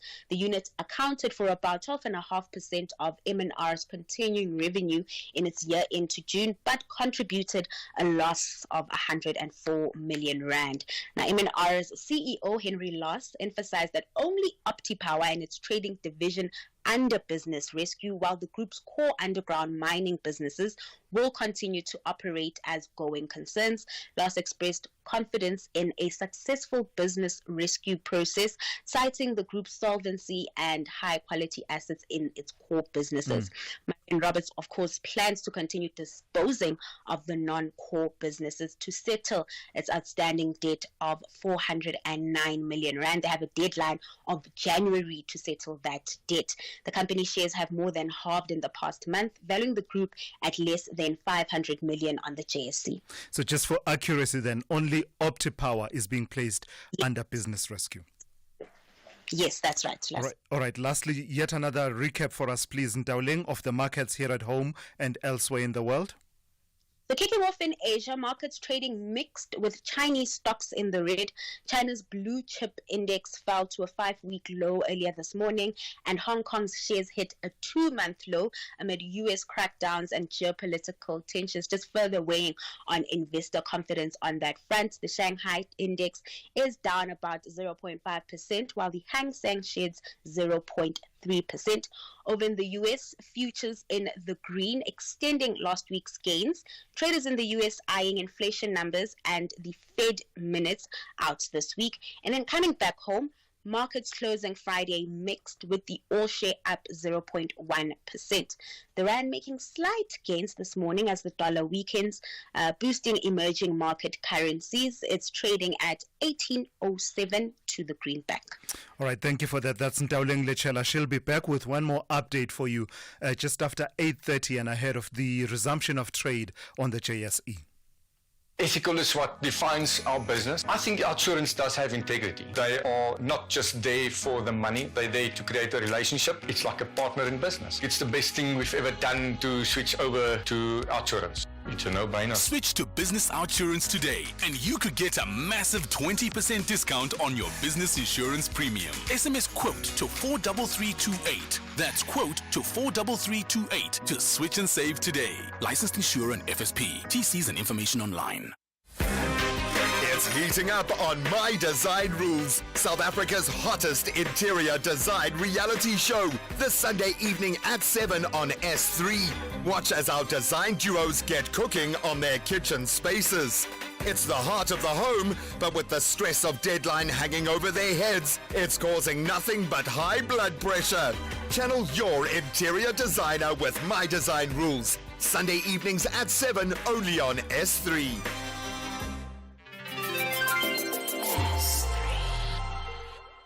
Africa Update on SAFM. For that, let's say good morning to Sipho Mantula. Raz, good morning to you. So let's start in Windhoek in Namibia. It's just about 48 hours or thereabouts before Namibians go to the polls. Reflection morning, Thulas and Jambo Africa to the listeners. Indeed, Thulas, Namibia decides 2024. The Electoral Commission yesterday informed the public that they are ready for this presidential and national elections. And we know Thulas, SWAPO is facing one of the toughest challenges in terms of youth voters, whether they will be voted in. And also when you look, we are talking about 1 million registered voters who are expected to be casting their vote. And the campaigns have been wrapped up, Thulas, as you said, 48 hours before those elections. We saw a former member of SWAPO who is an opposition, Itula, being one of the critical opposition leaders who will be challenging SWAPO, and other young leaders who are part of SWAPO. They are also presidential candidates. We'll wait and see, Thulas, and see whether we'll see what we are seeing in Gaborone, what we are seeing in Mozambique, and also in South Africa in terms of liberation movements dwindling and losing support from the electorate. Yeah, speaking of that, I see that the situation in Mozambique, there's at least some movement towards the main protagonists talking. Tell me about these talks between President Filipe Nyusi and the opposition leader Venancio Mondlane.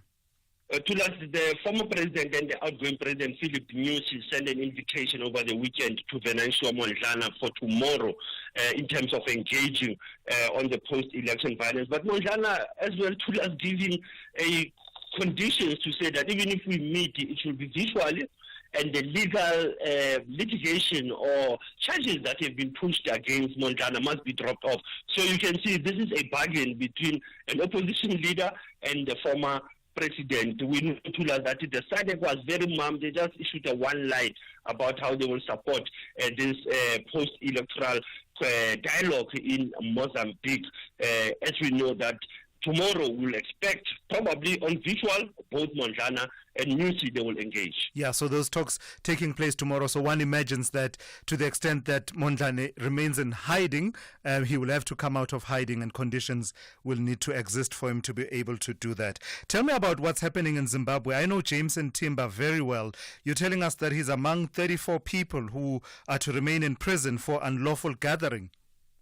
Remember that gathering was of 16 June this year, where they were being criticizing the government of Emerson Mnangagwa. The same man, Jameson Timber, is a member of the Citizen Coalition for Change, the party of the former member of MDC. And now, when you look at this group, Thulas, it is that they've been raising the issues with the government. But on Friday, the court gave them a guilty fine. They found them guilty in terms of what they were doing, and others are saying it's Mnangagwa cracking down on political activists just after the SADC summit just have passed on to us. But Timber and other members have been acquitted, and others have been charged for creating a disorderly conduct between June and September in Harare. And then in Niamey, in Niger, tell me about the relations between the EU and Niger deteriorating. What's that all about? An issue is that the government of Chini, General Chini from Niger, they were saying that the EU allocated 1.3 million pounds in terms of humanitarian aid without consulting with the military junta or with the military government. And now they have also recalled, the EU has recalled their ambassador, because we know very well, Thulas, the Sahel, there have been tensions between the EU, between France and former Sahel groupings that were colonized by France and even the EU member states. So they are pulling their ambassador because of the working relationship that has been on. And hence I said it was just the issue of consultation around the humanitarian aid that is needed in Niamey, Niger. And then lastly, in your historical archives, I hardly ever hear you talking about people who are my age mates when I say, but today you've done exactly that with Mbazo. No, I did try, Thulas, because I thought Zai will be happy that we are talking of a former captain of the national squad, groomed by Jomosono, by the way. And then he was only 19 years old when he played in the 1999 2000 Olympic qualifiers. We're talking about Aaron Mokoena, who was born on this day, 1980, in Buipatong, what you can call the Midval in Gauteng province. And that's how when we went even to Ajax, Thulas. Yes. This is one of our proud soccer players who have done a lot in this country. Asante sana Thulas, especially in the conversation, SAFM. Thank you for that, Sipho, and a happy birthday to Mbazo, Aaron Mokoena, former Bafana captain there. That's Sipho Mantula there with your Africa update for today.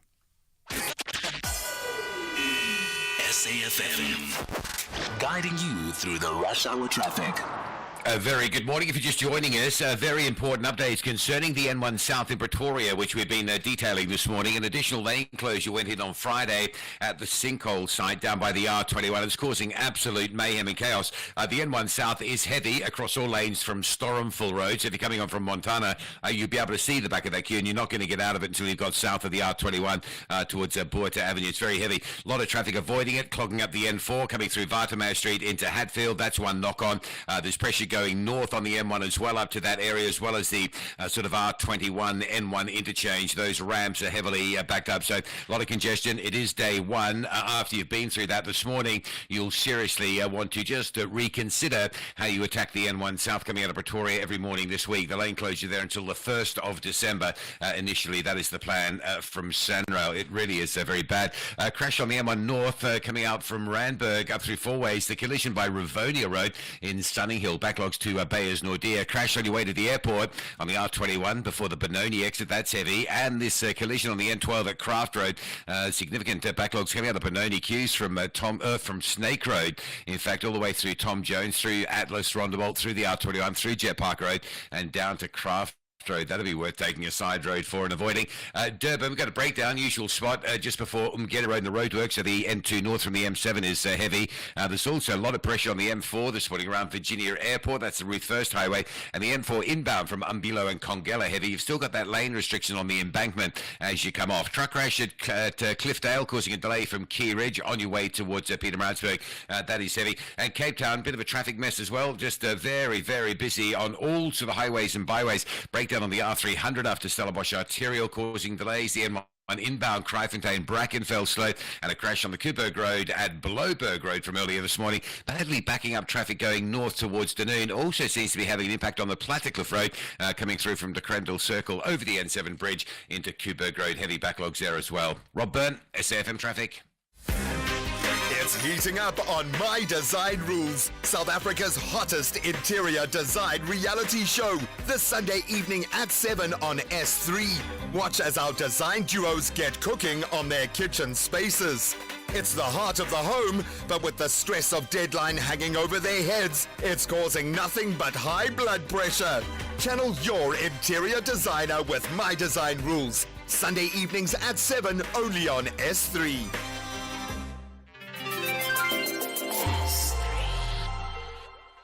Black Friday is finally here. Get ready for irresistible prices on the widest range of products at Dis-Chem. From Monday 25th November to Sunday 1st December. Get 2+1 cheapest free on NPL Pro Lifestyle products. Buy 2 Essential Extreme 100 capsules for the price of 1. And buy 3 USN Creatine products and get the cheapest free. T's and C's apply. Don't miss out. Save big with Dis-Chem's Black Friday deals. Better health starts here. Outsurance definitely understands the nature of our business. Being properly insured is extremely important to the success of our business. They come to the party very quickly, resolve things. Actions speak much louder than words. Outsurance have shown us nothing but action. Switch to Business Outsurance today and you could get a massive 20% discount on your business insurance premium. SMS quote to 43328. That's quote to 43328 to switch and save today. Licensed insurer and FSP. TCs and information online. SAFM values your views. Be an active citizen. 7 minutes to 8 on this Monday. Binge drinking over the weekend and during the holiday season in this country has prompted authorities, at least some authorities, to call for alcohol curfews over the coming festive season. The Limpopo Police Deputy Commissioner, Major General Jan Skeppers, has proposed reinstating an alcohol curfew over the holiday period to improve public safety and reduce crimes such as rape, assault, murder, domestic and child abuse, and road deaths. Let's bring into the conversation Professor Charles Perry. He is a specialist scientist at the South African Medical Research Council's Mental Health, Alcohol, Substance Use and Tobacco Research Unit. Good morning to you, Prof. Thank you for your time this morning. So you've described the abuse of alcohol as a big public health concern in South Africa. Would it necessarily be addressed by introducing some kind of a curfew, as we are told is being proposed by the senior Limpopo police official? I certainly think that this is something that should be considered. We're not talking about a total ban like was with COVID. We're talking of a sort of a throttling of sales, I believe, till not after midnight. So you'd be able to get your last drink at 11:59 p.m. and that would have to be the last one for the day. And certainly when we look at data from other countries and some modeling done in the Western Cape, where the University of Cape Town's economics department looked at bringing the alcohol sales from 2 a.m. back to midnight or 2 a.m. to 1 a.m., it found that it did have a dramatic effect on crime, on health issues, on hospital costs, and so many things. So I think we do need to look at doing something different because we have a problem in South Africa. 43% of drinkers engage in binge drinking at least once a month, and about 1 in 5 drinkers are what's called heavy continuous drinkers, meaning that they drink at least 5 drinks every day of the week. So, we have a problem. We can't continue just to leave things as they are. And so constricting availability is one of the methods proposed by WHO, and I think we need to consider it at this time. Sure. So, I mean, you supporting that kind of throttling that you're talking about says to me that there is you've observed some kind of a link between binge drinking and the abuse of alcohol, certainly at particular hours of the day and over the weekends, with incidents and certain problems, socio-economic problems that we face? Certainly, I mean, we look at the data on road traffic collisions. You'll notice that a lot of the problems are occurring sort of in the very early hours of the morning. So we need to do something to curtail the availability of alcohol. Just, if people are around in a drinking environment for long periods of time, they will inevitably drink, more than is healthy for them. I mean, any alcohol is not good for you, but we all take a few risks in life. But certainly if you're drinking excessively over a long period of time, your chances of having harm to yourself and harming others just increases substantially. And that's why, the data's there. It would be good for individual health. It would be good for public health. It would save money. It would reduce the burden on hospitals if we had a less availability of alcohol, particularly at those early hours of the morning. So it's not just the use of alcohol, any use of alcohol that you and I are talking about this morning. It is about binge drinking. How do we even define that? Well, the global view is 60 grams of absolute alcohol in an episode is considered binge drinking, and we in South Africa consider 12 grams of absolute alcohol to be one drink. So we're talking about 5 drinks on an occasion. Many people are drinking these quarts of beer, and they're actually 2.3 drinks in a quart of beer. So binge drinking, you could drink 2 quarts of beer, and you're already moving in the direction of binge drinking. So 2 quarts. 2 quarts only moves you in that direction of binge drinking. Just over 2 quarts of beer. I think many people think a quart of beer is one drink, but actually it's way more than one drink. So I think we need to have discussions so people are better educated as to how much alcohol is in different container sizes, and we need to be cutting back. It's good for our own health. It'll be good for society as well. The only people who complain will be the liquor industry, but I think they need to be challenged not to put profits above people. We need to put people first in this country. Yeah, and you've said among your proposals, in fact, if you can just outline some of your proposals on how we would tackle this issue of binge drinking, and among them, please talk to this point about reforming the alcohol excise tax and making it based on absolute alcohol content. Okay, I mean, I think there's no magic bullet.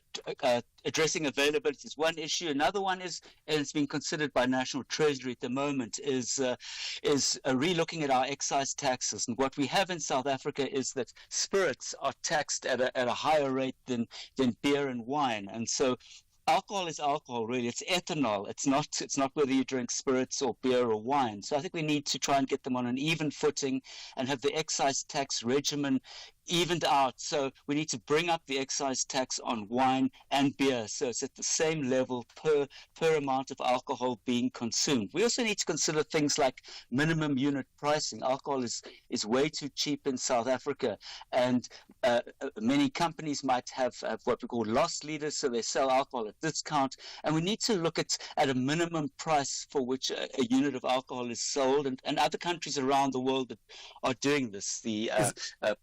Yep. Lastly, is it worth considering raising the legal drinking age limit to 21, as happens in the US? I think we need to start a discussion of this. I would start with 19 because many of our young people only finish school at 19. So I would raise it by a year and then monitor it, see what happens and see the benefits, and then maybe consider raising it even further. But the US has had that, and I think it has been shown to be effective, raising the drinking age. All right, thank you. We've started the conversation. Absolutely fascinating. That's Professor Charles Perry. He's a specialist scientist at the South African Medical Research Council. Bringing us to 8 a.m. Time now for a news update with N. Musa. Essential cover from Outsurance pays out claims in cash, allowing you to choose your own panel beater. SMS CAR to 43187 now.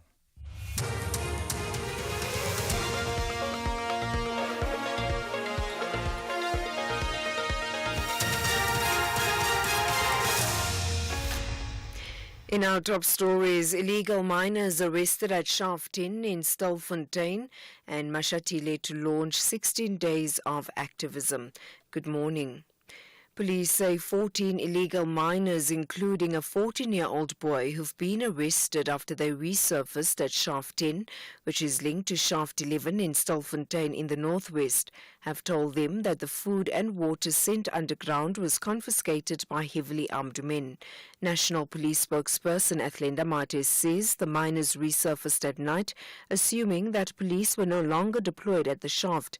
She says others ran back into the shaft when they realized that police was still stationed. Mate says these suspects are all Mozambican nationals. These illegal miners were interviewed. They do confirm what we've been saying, that there are heavily armed illegal miners down there. So it just goes to show that our intelligence is at work. They do tell us as well that the food and water that have been sent down were confiscated by these heavily armed men, and they are not giving it to these illegal miners. They're keeping it for themselves because they want to continue with the illegal mining operations. All these illegal miners are Mozambican. All 14 are Mozambican. They have been processed. They have been arrested. They are in SAPS detention cells. The acting mayor of Majabeng municipality in the Free State has extended condolences to the family of 14-year-old Thulasizwe who drowned in a sewage span at Virginia yesterday. The teenager reportedly went swimming in the pan with friends when the incident happened. Municipal spokesperson Tsidiso Tladi says they've learned that it was created by contractors who extracted sand from the area and then failed to fill up the excavation. Tladi says the pan accumulated rain and sewage water over time, which posed a risk to the community. Anti-immigrant group Operation Dudula says it's heading to court to compel government to shut down all spaza shops until they are registered. All food handling facilities, including spaza shops, must be registered with municipalities by the 13th of next month or risk closure. More than 20 children have died from suspected food poisoning in the past months. 5-year-old Siyabonga Mnisi from Diepkloof in Soweto was buried yesterday. He died on Wednesday from suspected food poisoning after eating snacks allegedly bought from a local spaza shop. In the latest incident, a 8-year-old grade 2 learner from Tabisile Primary School in Diepkloof in Soweto died in hospital on Friday. Operation Dudula President Zandile Dabula says they are engaging their lawyers because they cannot stand by as children continue to die. We will be instructing them by Monday to take it to the courts because this 21 day, by the time we get to 21 day, it means we would have lost more than 50 children because in just the space of 5 days, we have lost more than 5 children. Police have arrested 2 women aged 59 and 53 in Strand in the Western Cape for allegedly defrauding about 80 victims of almost 2 million rand. Police spokesperson Malcolm Poyers says investigations have revealed the victims had responded to a social media advert offering them a trip to Thailand for 26,000 rand. He says the trip failed to materialize. Poyers says it was reported to police in multiple provinces. He says the suspects will appear in the Strand Magistrates Court on charges of fraud, theft and money laundering. On the advertisement, it was stated that each person should pay an amount of 26,000 rand into the bank account of the 2 suspects. When the victims realized that the trip is not going to materialize, they reported it to different police stations across the country as far as Gauteng, Northern Cape, Eastern Cape and Western Cape. The cases were centralized in the Western Cape, and upon completion, the suspects were interviewed and were unable to provide a satisfactory explanation of what happened to the money. The 2 were subsequently arrested at their residence in Strand. Wine, spirits, chocolates, tea sets and a massage voucher are some of the gifts parliamentarians disclosed in the 2024 Register of Member Interests. A few MPs got freebie tickets to the international rugby matches, while another received a framed photo of the Duke of Edinburgh, Prince Edward, from the British family. Some MPs received livestock, while others declared their directorships, partnerships and loans. MPs across party lines declared their interests as is required by law. In terms of gifts, it's probably International Relations Minister Ronald Lamola who hit the jackpot. He received a top-of-the-range cell phone, Russian vodka and a 15-year-old whiskey. Water and Sanitation Minister Pemi Majudina received a comforter as a gift for Mother's Day as well as massage vouchers. And finally, as the world observes the International Day for the Elimination of Violence Against Women and Children, Deputy President Paul Mashatile is expected to lead the national launch of 16 Days of Activism for No Violence Against Women and Children in Rustenburg in the Northwest today. The launch aims to highlight issues of femicide and gender-based violence. According to the statistics released by the Human Science Research Council, more than 1 million women in the country have fallen victim to physical or sexual assault within the last 12 months. Deputy Minister in the Office of the Presidency, Kenny Murolong, says these stats are devastating. In the last 12 months, just over 1 million, 1.3 South African women have been subjected to some form of physical or sexual violence in South Africa. These are quite devastating statistics, given the enormity of the battle and the war that we have waged against GBV. Recapping the top story, police say 14 illegal miners, including a 14-year-old boy, who've been arrested after they resurfaced at Shaft 10, which is linked to Shaft 11 in Stilfontein in the northwest, have told them that the food and water sent underground was confiscated by heavily armed men. For SAFM News, I am Anne Musa. And that's the news for this hour. Theft, accident and 1 million rand liability cover, all covered by Outsurance Essential. Get a quote today, SMS CAR to 43187. 43-year-old Jan loves Outsurance Essential because it's low-cost insurance made for older cars. For his 2005 Corsa 1.6 Sport, he only pays 350 Rand a month.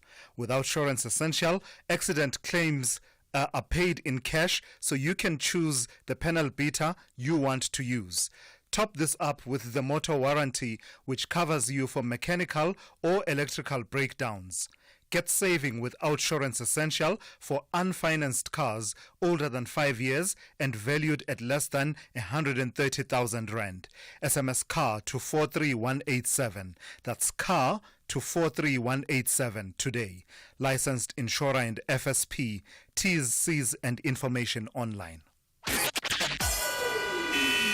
SAFM, guiding you through the rush hour traffic. In one south, moving through Pretoria remains heavily backed into the additional closure down by the R21 sinkhole. Only 2 lanes operational until the 1st of December. It's a massive queue that starts all the way back at Stormful Road this morning. Northbound getting caught in it as well with some delays in the R21 ramps onto the N1 south are heavily backed up. Truck crash on the R21 towards the airport at the Benoni exit. That's causing delays. Collision earlier this morning on the N12 westbound at Craft Road is the reason why you're stuck in heavy traffic from Snake Road right back in Benoni. And a crash at Rivonia Road on the N1 going north, holding traffic from as far back as Bayers Nordia. Truck crash at Cliffdale, causing a backlog from Key Ridge on your way to Pietermaritzburg. The N3 just north of Howick is now closed at this truck crash and a lost load of paint just north of the Howick North Tweedy exit. So motor vehicles will be diverted at the Midmar off-ramp to hit alternative routes. Trucks will be stacked into that scene, so a bit of sitting around for truck traffic. Cape Town, R300, a breakdown after the Stellenbosch Arterial Road, quite heavy coming from Delft through to Cales River this morning, and a crash on Kuberg Road near Bloberg Road, badly backing traffic towards Killarney Gardens, backlogging traffic on Plattekloof Road as well from the Crendell Circle across the N7 bridge into that Kuberg Road queue. Rob Byrne, SAFM Traffic.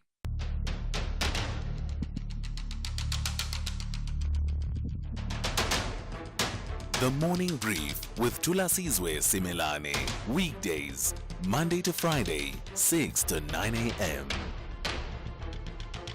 The Morning Brief with Thulasizwe Simelane. Weekdays, Monday to Friday, 6 to 9 a.m. 8:10 on this Monday. Good morning, South Africa. You're listening to the Morning Brief on SAFM. It's good to be with you. So, a lot of conversations that we have started in the last 2 hours. Let me start here.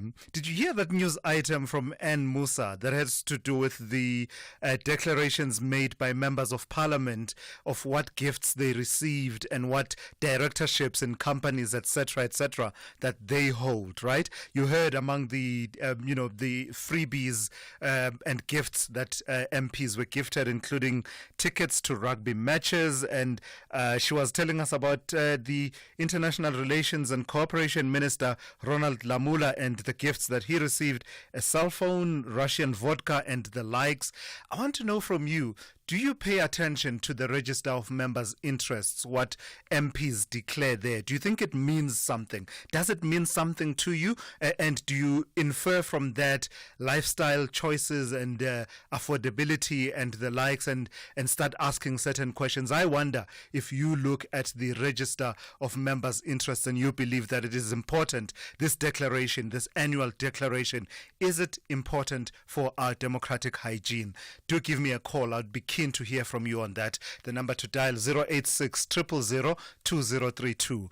Also your WhatsApp voice notes on 061 410 4107. I'm also seeing a lot of input from you, and I'll turn to it in a moment, and it has to do a lot with the proposition that is attributed to the Limpopo Police Deputy Commissioner Major General Jan Skeppers, who is said to have proposed reinstating an alcohol curfew over the holiday period to improve public safety and reduce certain categories of crime. And earlier on, I spoke to Professor Charles Perry, who says he supports that proposition and calling it a throttling of sales. So it's not a complete ban on sales of alcohol, but a throttling such that there's a particular point, a cutoff point, such that you cannot buy alcohol beyond a certain hour in the evening, for example. So those are some of the stories that are playing on my mind. Of course, I'm open to you putting other issues on the table. Let's get the conversation started. This is SAFM. We are leading the conversations that move us. The third hour of the Monday edition of the Morning Brief starts now. We definitely know what good insurance is. Our insurance don't delay when it comes to any claims. If something happens to one of our vehicles on the road, service delivery is the main thing. They make sure that you are a satisfied customer from the beginning to the end. It's definitely a win-win with our insurance. Switch to Business Outsurance today and you could get a massive 20% discount on your business insurance premium. SMS quote to 43328. That's quote to 43328 to switch and save today. Licensed insurer and FSP. TCs and information online.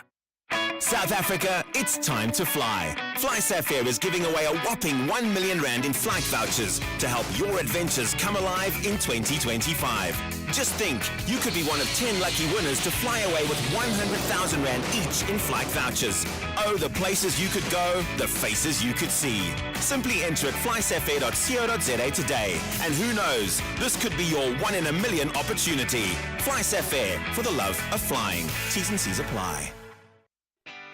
The Proteas are eager to play top-of-the-range cricket. However, their visitors England want to conquer the pitch battle at Willamore Park. Africa takes on Europe. What is summer without cricket?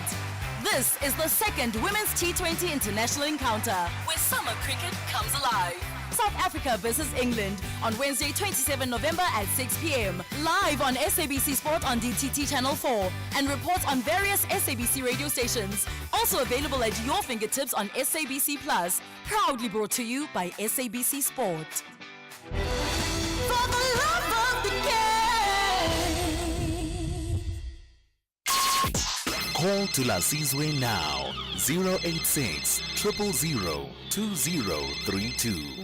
All right, let's start. Let's take a few of your voice notes and a few of your calls this morning. A lot of people talking about the issue and the proposal around the throttling and some kind of a curfew on the sale of alcohol controlled within, the confines of between certain hours. You're not able to purchase alcohol. Let's take a listen to a few of your voice notes now.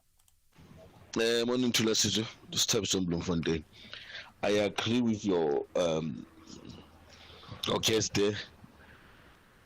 There's a link between alcohol abuse and the crimes that are happening, especially at the early hours of the morning. Accidents, rapes, murders.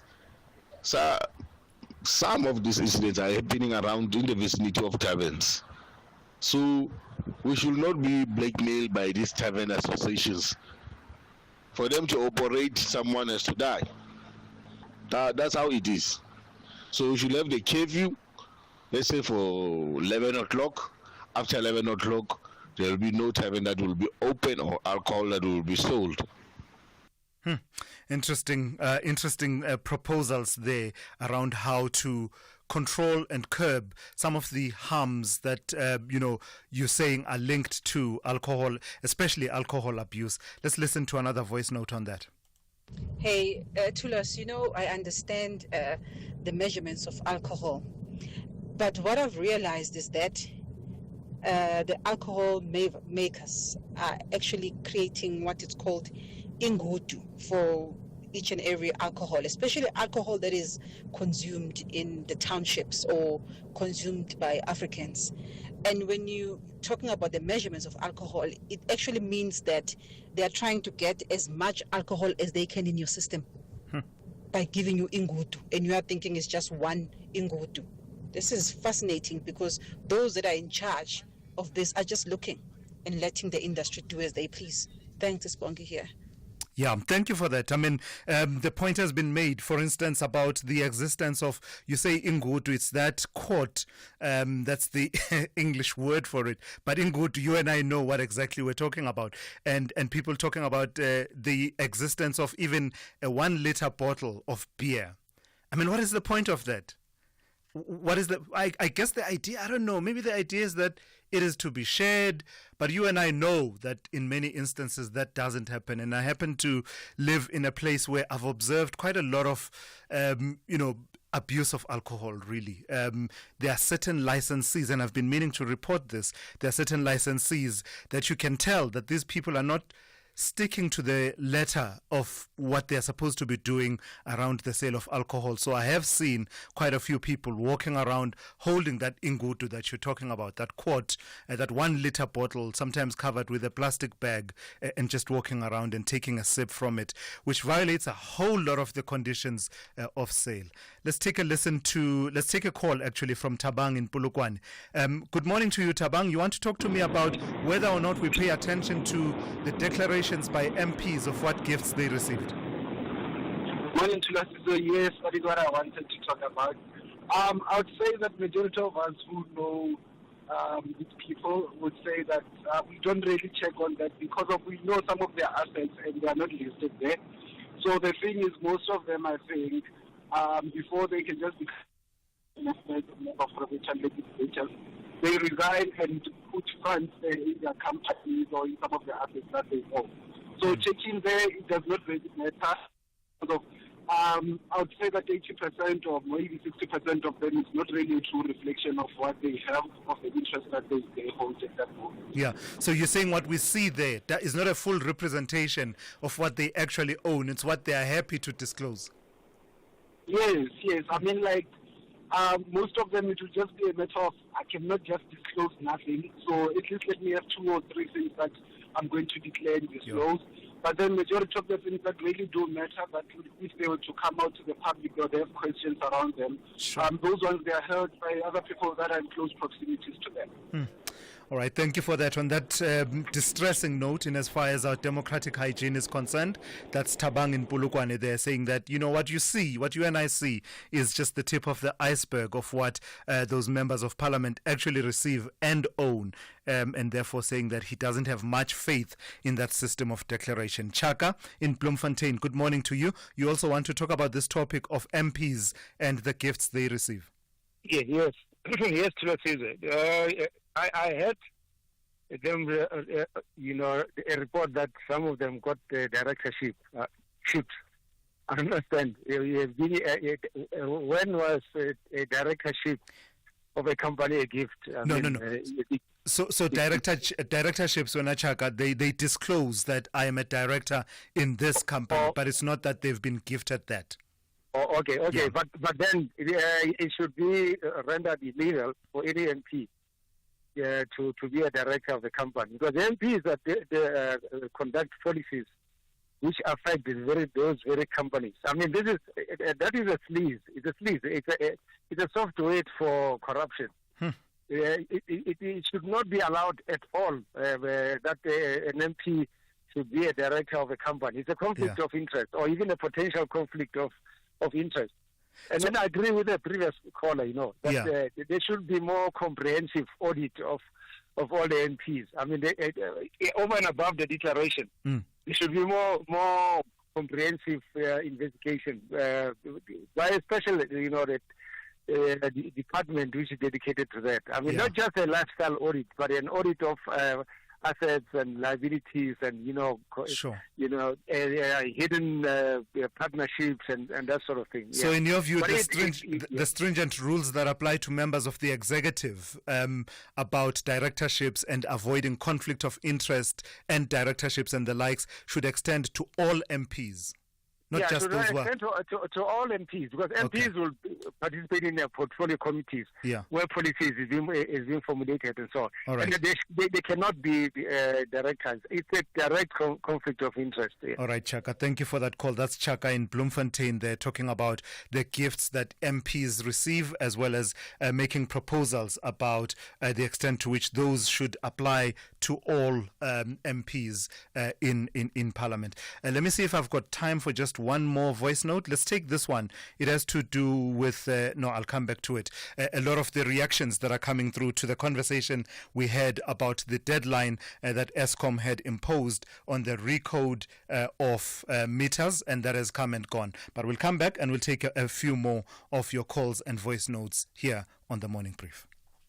Adventure awaits on Tropical Island of Treasure Zanzibar, South Africa's SAFTA award-winning reality show, Saturday evenings at 7:30 on S3. Follow the journey of 7 celebs as they team up with 7 loyal fans and influencers to compete in a series of grueling physical and mental challenges. The beach is hot, but the treasure is even hotter, with more than R1 million in prizes up for grabs. Tropical Island of Treasure Zanzibar, Saturday evenings at 7:30. Repeat Fridays at 6 and Monday at 2 p.m. Only on S3. Think festive season. Can you hear it? See it? Now imagine it purple. Yes, forget the tinsel because Click season is purple. It's that time of the year for the famous Clicks 3 for 2 purple sticker promotion. Mix and match any 3 festive gifts with a purple sticker and get the cheapest one free. Clicks. Feel good, pay less. Deals valid until 24 December or while stocks last. T's and C's apply. Finance and Economic Development MEC Lebohang Maile will present Gauteng's 2024 medium-term budget policy statement to the legislature on Tuesday, 26th November 2024 at 10 a.m. This year's MTBPS comes at the start of the 7th administration term of office.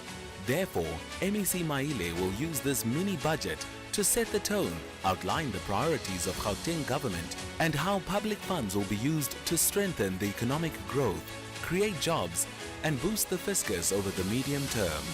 Join the conversation about public finances on Facebook and X using hashtag Gauteng MTBPS 2024. This message is brought to you by the Gauteng Provincial Government. The Morning Brief with Thulasizwe Simelane. 24 minutes after 8, Wits University has unveiled its state-of-the-art Wits Anglo-American Digital Dome. According to the university, the dome offers a 360-degree immersive experience for visitors of all ages. It will also serve as a modern teaching venue and a collaborative research space where scientists and students can visualize their work, be it in big data, astrophysics, or artificial medicine. Let's welcome into the conversation Professor Benjamin Rossman, who is a professor in the School of Computer Science and Applied Mathematics at Wits University. Prof, good morning and thank you for your time. It's inevitable that the dome, as it's called now, will be juxtaposed against what was known as the planetarium. How has it shifted conceptually from what was the planetarium to what it is today? Hi, good morning. The project has really been about bringing the dome into the modern era. And sure, it's the same space, but it's been completely redone. And at the core, the projector is now a digital projector rather than an analog projector. And so all that technology has been greatly modernized. And this is really important because we're now in this era of data science and artificial intelligence and so on, where everything is about visualizing data and working with data And so when we think about a planetarium, it's really about looking into the stars and the universe, which we're now doing as well, but we're now able to look at all these other kinds of data, whether we're visualizing data in a medical space or any kind of business-related data, and that's what's fantastic about this, is its multi-purpose use. So tell me about the 360-degree immersive experience. What do we mean by that? What happens when a person, you're saying, for visitors of all ages, let's say a young person with a parent walks in there, what will they experience that amounts to this 360-degree immersive experience?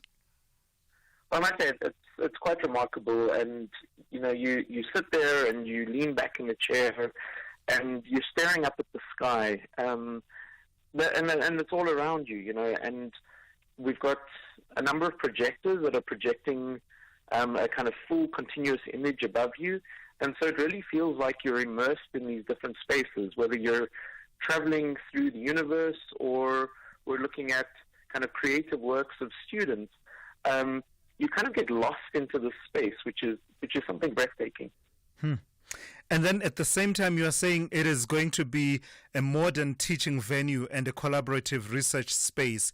Tell me about how that element comes to life, particularly in the areas of big data, astrophysics, and the digital arts and the likes.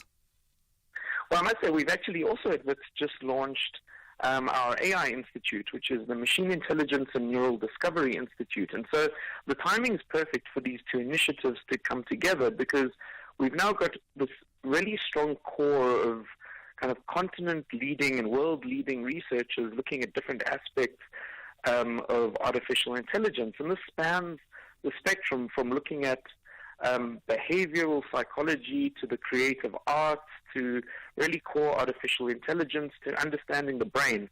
And for all of this work, in the work we're doing as scientists and creators, we're trying to come to grasps with the data we're working with. And so if you can peer into data, if you can kind of take this tour through what you're trying to visualize at this huge scale, it really changes the way that we're able to interact with our fields. Right. All right. And how do people access it? And what have you found to have been the take-up and interest from the public since you started operating in this mode? Well, the dome itself, I believe, is opening to the public early next year. So for now, we've been running a number of trials. We've been, there's various calibration tests. We've been doing tests, we've been running events and things. So there have been a number of people that have already come through the dome, but we're really looking forward to opening the doors to everybody next year. All right. Thank you for your time this morning, Professor Benjamin Rossman, who is a professor in the School of Computer Science and Applied Mathematics at Wits University. Thank you. Call Thulasizwe now, 086 000 2032. Let me take a quick call from Bilane in KwaZulu-Natal. Good morning to you. You want to talk to me about the state of SOEs this morning? Good morning, Thulasizwe. How are you? Very well. How are you? Fine. I think Minister Shabisa is the only person that I've ever heard calling you Sizwe. Everyone calls you Thulas or Thulasizwe. I'm open to all of them. Yeah, cool. But just a quick one, Thulas. I think over the past couple of months, SAFM has been running an advert on SAA having opened a new fly line to Bujumbura in the DRC, sure, which is something that has never been there before. And I think over the past weekend as well, we saw a couple of news outlets reporting that the SAA has made profits for the first time. Yes. In about 12 years or so. And it brings me back to the question, unfortunately, of Takaso. And I know that you've addressed this before. Yes. And had the 51 Rand transaction went through, I believe that your previous employer would be getting all the credit for all the work that has been done by SAA. And I think it's fitting that maybe you invite the Minister of Transport or the board chairperson of SAA to try and explain to us how the turnaround has been from almost having been sold for 51 Rands to now making a profit in the same period where the 51 Rand transaction has taken place. Yeah. And secondly, it questions again all the other SOEs where the previous, unfortunately, the late minister Pravin Gordhan, may he rest in peace, had made transactions, including the splitting of Eskom, which I still don't believe is the right decision to have taken, and all the other possible sales that would take place on the SOEs. Have we really applied our minds in terms of turning that around? I mean, we've seen Eskom being turned around right now with no load shedding for such a prolonged period of time. Gotcha. And yeah, maybe that's just what I wanted to raise here. Thank you. We need to be careful on these decisions. Yeah, Absolutely. Thank you so Solid suggestions there. Thank you for that. That's Pilane in KwaZulu-Natal talking about the state of SOEs and bringing us to 8:31. Time now for a news headlines update with N. Musa. Good morning. Thanks to us. In the headlines, government will know this week whether or not public sector workers will accept its 4.7% wage offer. The South African Policing Union has already rejected government's latest offer. Police have affirmed that the illegal miners in Stilfontein are not trapped underground. This after 14 illegal miners, including a 14-year-old boy, resurfaced and was arrested at Shaft 10 last night, which is linked to Shaft 11, where hundreds are believed to be underground. And long snaking queues have formed outside Eskom offices in Soweto this morning. The queues are largely made up of the so-called zero buyers. The deadline for the recoding of prepaid electricity meters was last night. I'll have details on these and other stories at 9. SAFM, guiding you through the rush hour traffic. N1 South coming through Pretoria this morning stays very heavily backed up, but we mentioned before it will stay heavier for longer into the morning because of the significant backlog that's moving towards this additional closure at the R21 at the sinkhole. They're busy with some repair works around that long-term sinkhole. Over the weekend an additional lane closure went in, and that's what's causing the problem. The N1 South is very heavy. It will be every morning this week. The closure until the 1st of December, at least that additional lane. Also having a pretty big impact on the R21, wanting to off-ramp onto the M1 South, because you're basically turning off the R21 straight into that thick and heavy queue. Truck crash on your way to the airport down by the Benoni exit. R21 is under pressure from Bobsfontein. Crash on the M1 North at Ravonia Road. Traffic very slow coming through from Randburg side this morning. And the earlier crash on the N12 at Craft Road coming through from Benoni and Boxburg. Those big delays have eased up. The Howick Underberg Road currently closed due to a recovery of a truck crash. If you need to go between Underberg and Howick, travel later. The N3 North at Howick is closed. Motorists are being diverted off at Midmar. Trucks are being stacked. There's no way for the haulage industry through Howick at this stage. It's a truck crash, a lost load, and a fatality as well. It could be closed for some time this morning. Durban, a breakdown at Spaghetti Junction. N2 North stays heavy from the M7. A crash at Gateway on the N2 North. That's your second queue that's formed up from the Kwamashu Highway side. And Cape Town just really busy this morning. N1 inbound from Plattekloof through to the city centre. N2 at Bunga Avenue. Some big traffic as well on Plattekloof Road heading down towards the Kuberg Road junction. Rob Byrne, SAFM Traffic. This is SAFM Sport with Zai Khan. Where's your Bok t-shirt? Why are you not wearing your Bok t-shirt? My blood is green and gold. By the power vested in me, I declared today Bok Monday, okay? Yes. But there was something very FIFA Ballon d'Or situation around the coach of the year situation, right? Not the person you expect to win, then another name. I mean, Francis Sevens coach winning over Rassi. I mean, that's like a goalie winning over a striker. Yeah. How is this possible that Rassi Rasmus is not coach of the year as we speak? Doesn't make sense. I feel like I need a TMO on this one. Maybe a review, a VAR, I don't know, whatever. But it's not right. I just feel that snub is so shocking. Yeah. And hopefully, things will get a little bit better in that department for our coach. But Steph du Toit crowned the World Rugby Player of the Year, making him the second Springbok to win the title twice. And Coach of the Year not going to Rassi Rasmus, despite leading the Springboks to 11 out of 13 wins and a Rugby Championship title, which cemented the Boks as the world's #1 team. Let's go to soccer. Orlando Pirates gearing up for a high-stakes showdown as they kick off their CAF Champions League group stage campaign against Algeria's CR Belouizdad tomorrow night at 9 p.m. The Buccaneers are in fine form, having lost just once this season, and And they have a very tricky group, though. They'll be facing the teams, the reigning champions, Al Ahly, as well as Stade d'Abidjan. Meanwhile, Sierra Belouizdad, they've struggled domestically. They sit 10th in Algerian League R, but there is expected to be a determined fight, and Pirates looking to start their campaign with a win and lay the foundation for a run at their second star. Let's go to golf, and it was Gino Titico who claimed the record-setting $4 million first place check by winning the CME Group Tour Championship. It's the biggest prize money in women's golf, bigger than even the winner's share in 3 of the men's major championship this year. Titico shot a 7 under par 65, finishing the week at 22 under, 1 shot ahead of Angel Yin. Yin had a 2-shot lead walking to the 17th tee, only to wind up settling for the $1 million runners-up check.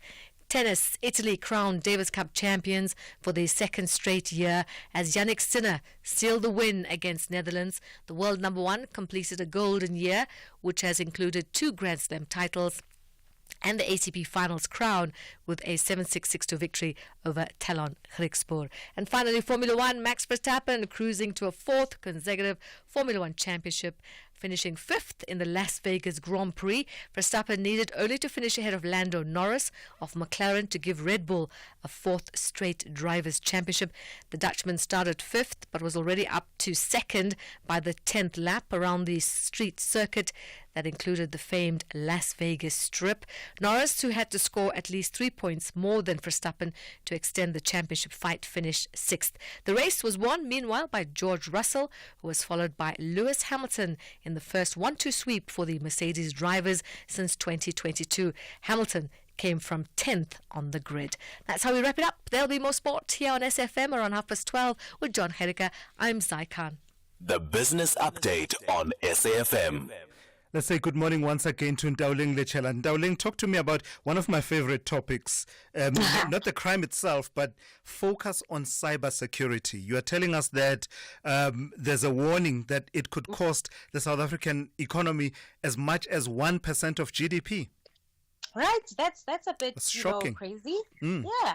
So this is according to a report by Checkpoint Software Technologies revealing that cyber attacks could cost South Africa approximately 1% of its GDP. Now, the continent is experiencing rapid digitalization, and while this takes place, the threat of cyber attacks are also growing. The report found that countries like South Africa, Kenya, Nigeria, and Morocco are being most targeted in the continent. According to figures from the report, South Africa faces over 3,300 attacks on government entities every week, with a 90% surge in ransomware attacks. The estimated cost of these attacks is around 69 billion rand. Now, the report further emphasizes that the economic impact of cyber attacks is not limited to just financial losses, highlighting reputational damage as well. Despite these risks, though, the report revealed that many organizations in South Africa are not spending much on cybersecurity, with less than a third of organizations expecting to increase their cybersecurity budgets by 6 to 10% next year. Yeah, it always seems just like, some organizations seem to be daunted by the whole topic, and therefore a lot of the times you feel that the initiative is not being taken before an attack actually happens. Tell me about the retail spend barometer. It's revealing that people like you, your purchasing power has increased in Q3, more money in your pocket.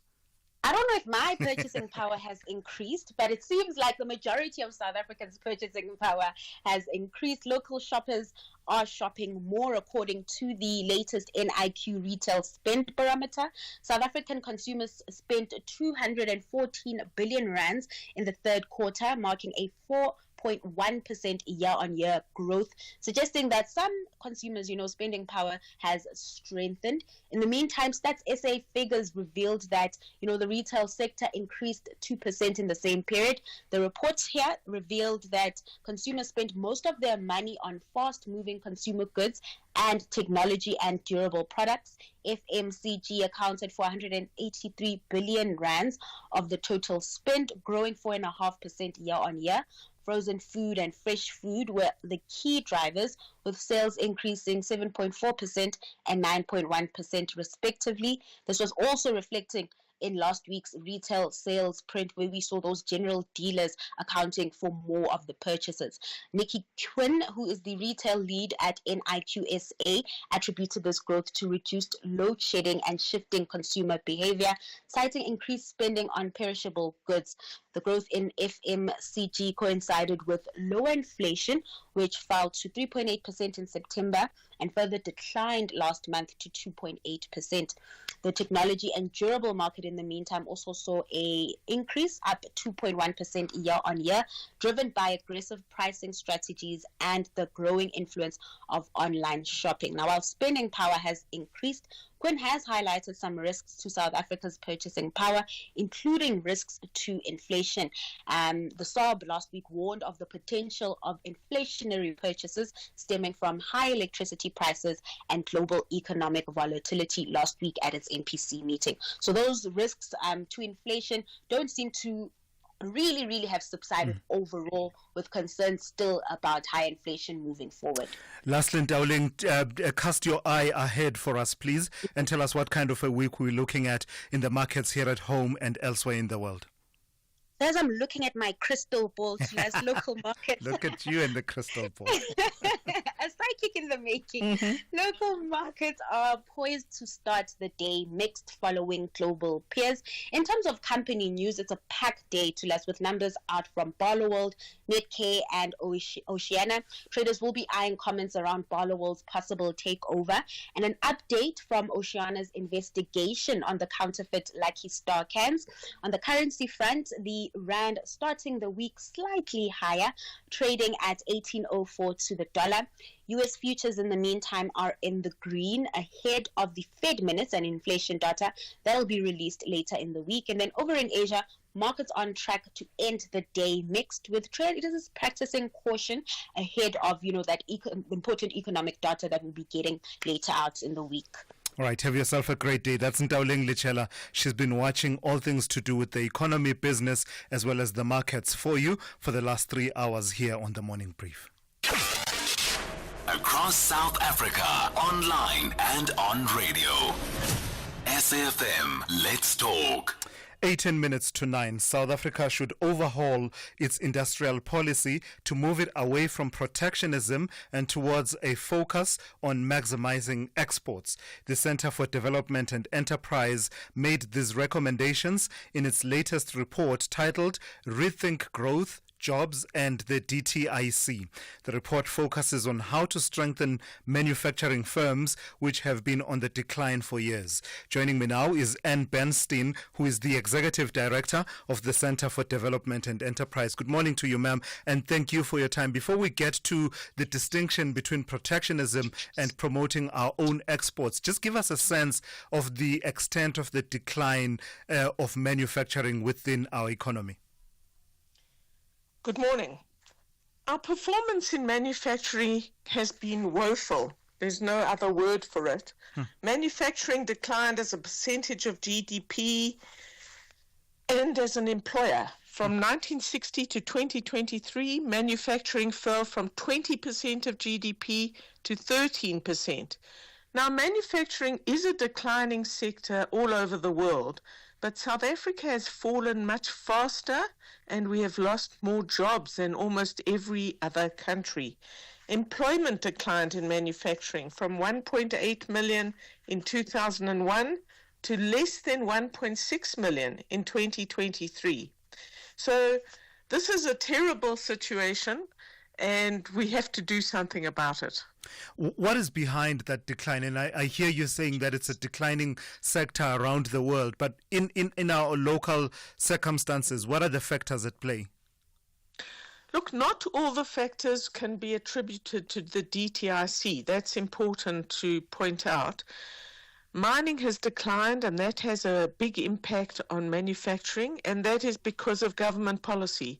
We've missed out on at least 2 commodity booms, and that affects manufacturing. Our infrastructure, our terrible infrastructure woes, from Transnet to Eskom to other things, the roads, all of this affects manufacturing. Basically, we're not a very competitive place in which to do business. You can't get your goods out the ports. There's crime. There's all these other factors. In addition to which, the DTIC has, in our view, chosen the wrong approach on how to help South Africa's economy grow. So tell me about that wrong approach from your assessment. You are saying that the focus has been on localization as opposed to strengthening and growing our exports. Well, essentially what we've done is we've said companies are in trouble. We're going to protect them from international companies. And to put it very briefly, this makes South African products uncompetitive. So we're saying we're only going to grow inside South Africa mainly. And that's the policy of localization, the way in which we use our tariffs, all sorts of things that have led to an approach to manufacturing that is protectionist. We're going to protect our firms. We're going to protect the current people employed and hope that somehow they will become competitive in time, and then one day they'll compete more. But that's not happening. Our firms are becoming less competitive. They're cut out of international value chains, so they don't get access to the best international technology and new ideas. They're not part of all of this to the degree that we need them to be. So we're saying this is the wrong approach altogether. What we've got to do is we've got to open South Africa to more competition.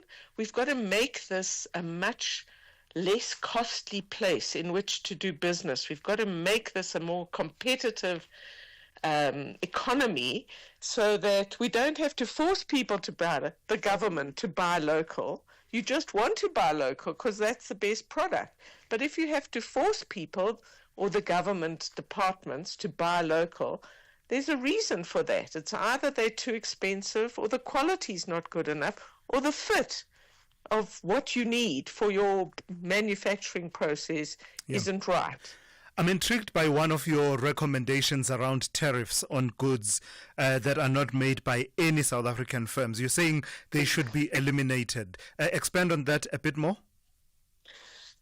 Well, we have tariffs. Take solar panels, for example. We have, at the last sort of counting, there were 2 firms that were making solar panels, and yet we put tariffs on foreign imported solar panels when they're cheaper, people want to use them.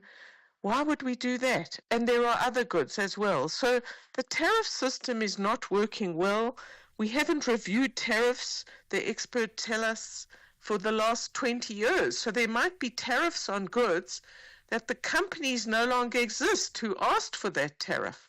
So we're saying we need a real overhaul on the whole tariff question. We need to also, when introducing a tariff, we need to think about all the costs of the protection. So it's not just the firm that's asked for the tariff protection, but what does it do for the firm's customers? Do prices go up? What does it do for the economy as a whole? Sure. So a big review of the tariff system. So if I understand you correctly, if a product is not being manufactured by any South African firm, it makes no sense, certainly from your perspective, to impose tariffs on the import of that product from outside South Africa. Exactly. All right. Thank you for your time and your insights this morning. That's Ann Bernstein. She is the Executive Director at the Center for Development and Enterprise. SAFM, guiding you through the rush hour traffic. Got very heavy on Pretoria's N1 South into the additional closure down by the R21. Traffic at this hour is parked all the way back through towards, I was going to say the N4, about the Emily Highway. So from there, Thick and heavy. That queue is going to last a lot longer this morning, and it's going to repeat daily until the 1st of December. Crash on Joburg's N1 North at Rivonia. Traffic coming up from Randburg stays heavy, and a truck crash on the R21 towards the airport at the Benoni exit. Quite a heavy queue working past that. An abnormal low truck involved in that crash. Durban had a breakdown on the N2 going north at Umgeda Road. Still there. Quite a heavy queue still from the M7 Bluff exit all the way up through Spaghetti Junction and on towards the Umgeda Road obstruction. The N3, an earlier crash at Howick. Expect some delays there. Possible deviations as required around recovery of that and stacking of truck traffic as well in that Howick area. And then Cape Town today, the Plattercliff Road, moving on to Kuburg Road that was very heavily backed up has eased. Kuburg Road towards Bloberg Road stays busy, and the N2 if you're inbound from the airport or just driving in from Khayelitsha, Guguletu side, you will hit some traffic pressure from Robert Sobukwe all the way through to Hospital Bend. Rob Byrne, SAFM Traffic. If you think you cannot afford a lawyer, think again. Clientele Legal has made professional legal services affordable for you. Whether it's a civil, criminal, or labor-related matter, we have a nationwide panel of attorneys standing by to assist you. SMS SAFM to 32195. That's SAFM to 32195 and we'll call you back. Clientele General is a licensed non-life insurer and an authorized FSP. Standard rates and terms and conditions apply. Okay, let's get this recipe right. Switch to S3 at 7 p.m. Add 1 scoop of mushendiki. Check. Mix in Team Green Pepper and Team Red Tomato, featuring 2 chefs and 2 contestants. Check. Blend in a limited budget per team and a mystery ingredient to add a bit of spice. Check. Set the timer for 20 minutes and voila, there you have it. A fresh episode of Ready Steady Cook South Africa on S3 every weeknight at 7 p.m. Channel your inner Salt Bay with Ready Steady Cook SA, Monday to Friday at 7 p.m. only on S3. Open up. Call Thulasizwe now. 086 000 2032. Yeah, let's make the most of the remaining time on the show. Earlier on, I had a conversation with Trevor Ngwane, who is a member of the Soweto Electricity Crisis Committee, an academic as well. And we were talking about this deadline that was meant to be yesterday. That was yesterday, actually, for the recode of electricity meters, but a way being found to technically allow those that Eskom calls zero buyers. These are people who have not been purchasing electricity over the years, for them to be able to continue to do that beyond the deadline yesterday. A lot of you responding. Let me take just a few of those responses. Good morning, Thulas. Victor here from Soshangu. I think the guy that you are interviewing from Soweto is speaking as someone who has got an interest in the matter. He's addressing issues that are macroeconomic. He's not addressing the issues that you are asking him. On the issue of the deadline, I don't think the deadline has changed. The deadline was still yesterday. The deadline that was, or the extension that was given, was for amnesty, people not being charged for having breached power. But he's not answering what would happen to Eskom then if you continue not paying and so forth. I hope you're good. Yeah, thank you for that. And I did get that sense that the issue of giving an extension for people who are called zero buyers is really what we are talking about now, not the deadline itself having been extended. And I wonder from an Eskom perspective whether their calculation is that this will lead to more people being compliant and moving over from a situation where they are getting electricity without paying for it and moving over to being paying customers from zero buyers to being actual buyers. Let me listen to another one also on the conversation with Trevor Ngwane.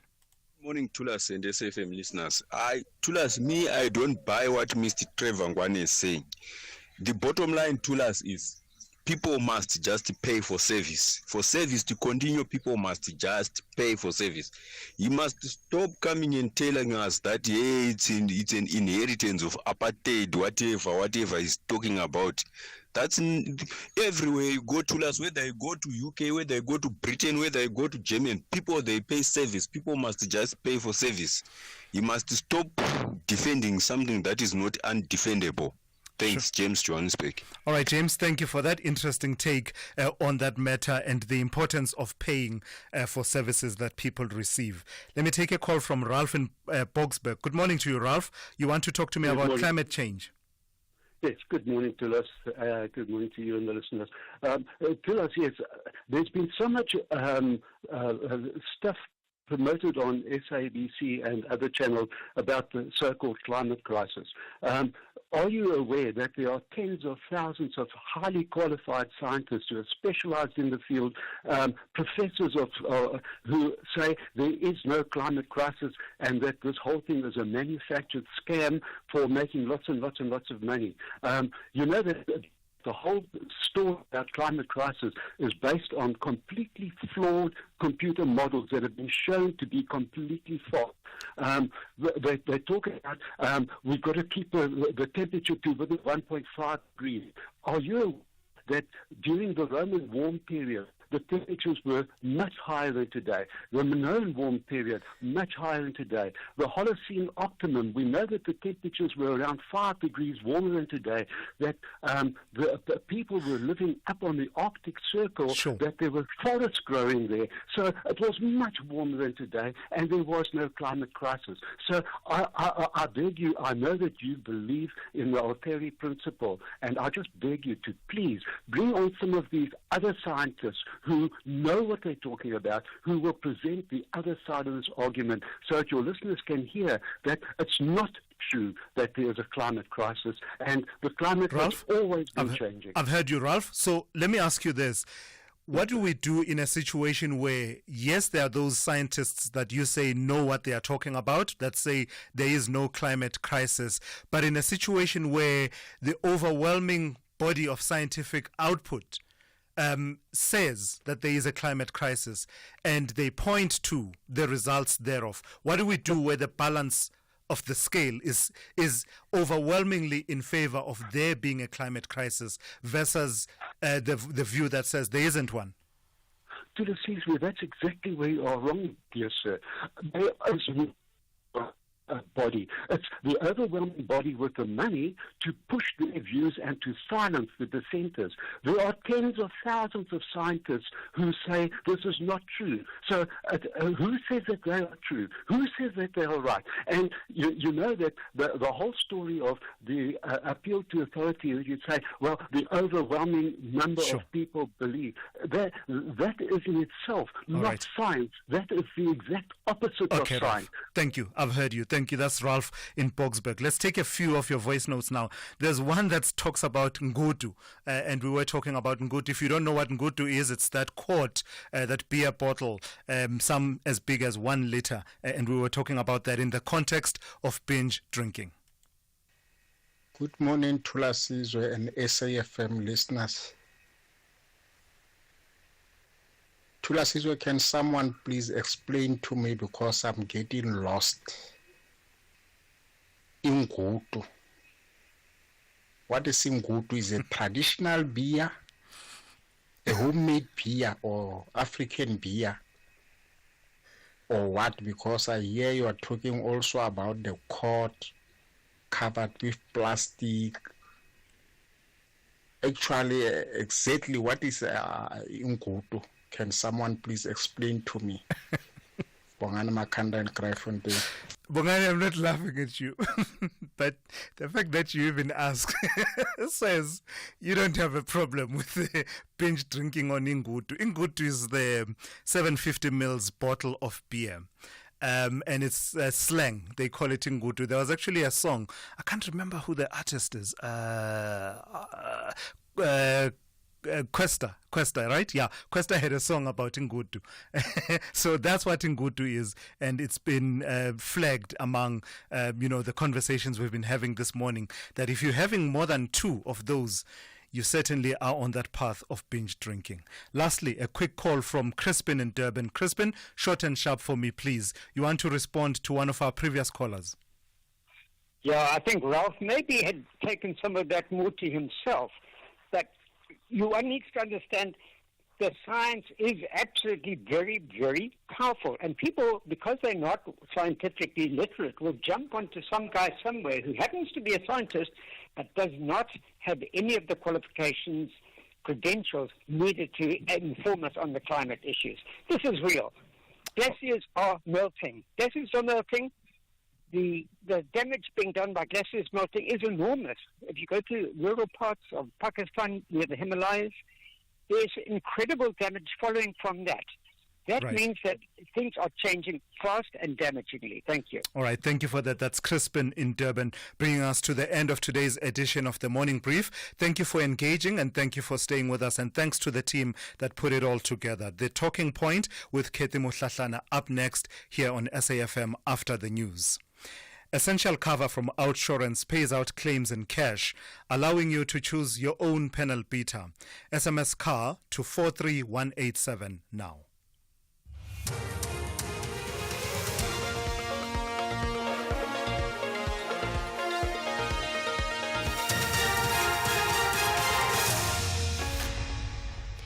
In our top stories, policing union rejects public sector wage offer and police affirm illegal miners not trapped underground in Stilfontein. Good morning. Government will know this week whether or not public sector workers will accept its 4.7% wage offer. The South African Policing Union has already rejected government's latest offer. Unions in the public sector are also looking to resume talks with government and the Public Sector Coordinating Bargaining Council. Labour unions have been seeking a mandate from the members on government's latest wage offer. The workers are demanding a 7.5% salary increase. Claude Naiker is with the Public Servants Association.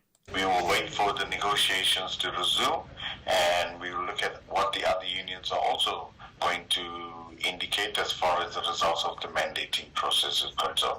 But just to recap, if we can get closer to 5.5 to 6%, it's something that we can look at and take back to our members to see whether they are amenable to such an increase.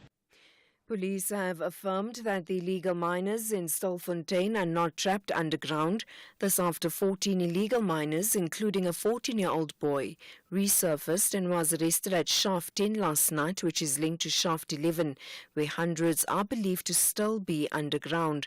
National Police spokesperson Athlenda Mates says others ran back into the shaft when they noticed the police presence. Mates says their suspicions that some of them are heavily armed have been confirmed. They do tell us as well that the food and water that have been sent down were confiscated by these heavily armed men, and they are not giving it to these illegal miners. They're keeping it for themselves because they want to continue with their illegal mining operations. So all 14 have been arrested. Among the 14 is the 14-year-old boy. All these illegal miners are Mozambican. All 14 are Mozambican. They have been processed. They have been arrested. They are in SAPS detention cells. Our operations continue. We stand static. We are aware that they were not expecting us to be there at that time of the night, but our operations are 24/7 and the EFF Secretary General Marshal Dlamini says the party will not give any support to one of the leaders deployed in the Nongoma municipality in northern KwaZulu-Natal who was arrested on Friday. Dlamini was speaking on the sidelines of the party's General Assembly in Durban ahead of the party's national conference next month. The three leaders who were arrested in Nongoma will appear in the local magistrates' court today. Dlamini says while it's not clear what the charges are, they will not tolerate members who are involved in corrupt activities. They are not interfering. The Hawks, they are doing what they have to do. He must go and answer for himself if he's been involved on what is not the mandate of the EFF, because he is deployed to make sure that that municipality runs on behalf of our people of Nongoma, the service delivery. So if he's involved in something else, that's his own business. So be rest assured, EFF in KZN and National will never interfere on that, because ours is to make sure that we deploy the best of the best, corrupt-free, people that are transparent, people that are obsessed with service delivery and to deliver for communities. So we will allow that process to unfold. Long snaking queues have formed outside Eskom offices in Soweto this morning. The queues are largely made up of the so-called zero buyers. The deadline for the recoding of prepaid electricity meters was last night, but Eskom extended it but emphasized that zero buyers needed to go to accredited vendors to purchase tokens and bring the slips with when they visit Eskom offices from today. Eskom spokesperson Amanda Ngwiti. We are going to be dealing with those customers whose meters have been bypassed, those customers who say their meters have been broken or they've lost their meters or their meters are not operating anymore. So those are the customers we will be attending to. And finally, wine, spirits, chocolates, tea sets and a massage voucher are some of the gifts parliamentarians disclosed in the 2024 Register of Member Interests. A few MPs got freebie tickets to international rugby matches, while another received a framed photo of the Duke of Edinburgh, Prince Edward, from the British family. Some MPs received livestock, while others declared their directorships, partnerships and loans. MPs across party lines declared their interests as is required by law. In terms of gifts, it's probably International Relations Minister Ronald Lamola who hit the jackpot. He received a top-of-the-range cell phone, Russian vodka and a 15-year-old whiskey. The Water and Sanitation Minister Pemi Majudina received a comforter as a gift for Mother's Day as well as massage vouchers. Recapping the top story, government will know this week whether or not public sector workers will accept its 4.7% wage offer. The South African Policing Union has already rejected government's latest offer. For SAFM News, I am Anne Musa. 47-year-old Abner Jones loves Outsurance Essential because it's low-cost insurance made for older cars. For his 2006 Opel Corsa Utility 1.4, he only pays $253 a month. With Outsurance Essential, accident claims are paid in cash, so you can choose the panel beater that you want to use. Top this up with the motor warranty, which covers you for mechanical or electrical breakdowns. Get saving with Outsurance Essential for unfinanced cars older than 5 years and valued at less than 130,000 rand. SMS CAR to 43187. That's CAR to 43187 today. Licensed insurance, FSP, T's and C's and information online. And that's the news for this hour. Theft, accident and 1 million rand liability cover, all covered by Outsurance Essential. Get a code today. SMS CAR to 43187. Festive season is around the corner. Tsalanithi hooray! Unlike most, Paul, I don't sweat going home because I have a Nedbank Just Invest account. So I'll be up this festive season. No borrowing, guys. Even you, Mr. Voiceman. Must be nice to be you, Mabel. Mara, you can also be like Mabel and earn up to 8.5% interest. Open yours via the Money app in under 2 minutes. See money differently. Nedbank. We're a licensed FSP and registered credit provider. Promo rates apply. Visit nedbank.co.za for more info. Imagine if every child born today and tomorrow and the next day and the next had enough love, enough food, enough safety and brain power. Today and tomorrow and the next day and the next. Together, we will change our future. Visit holdmyhand.org.za. Mzansi, harmful behaviors that lead to gender-based violence and femicide must be unlearned and replaced with positive and respectful actions. Positive actions begin at home with little things: how we speak, how we act, and how we handle conflict. It's about understanding that respect is a non-negotiable right for everyone. We can break the cycle of gender-based violence and femicide, and we must start now. I am Thulasizwe Simelane, Minister in the Presidency for Women, Youth and Persons with Disabilities.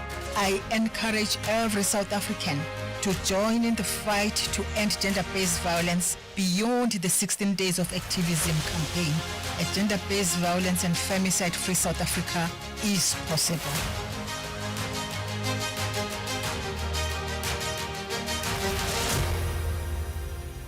Bridget Masinga on SAFM. A new hiring trend that yourself and those who work in professional spaces have observed, the concept of personality hires. How do organizations strike a balance and perhaps take it one step further and go, well, is this really a new concept, personality hires? Personality hires is not really a new concept. You know, it's been around for ages. A lot of organizations use personality assessments, for instance, as part of their recruitment process. But when we look at it, we look at personality hire as being someone who may not necessarily be hired for their technical skills or experience, but rather for their personality and the character traits that they bring with them to the workplace. Elena Godi is a career coach. The Full Circle with Bridget Masinga, Monday to Friday, 1 to 3 p.m.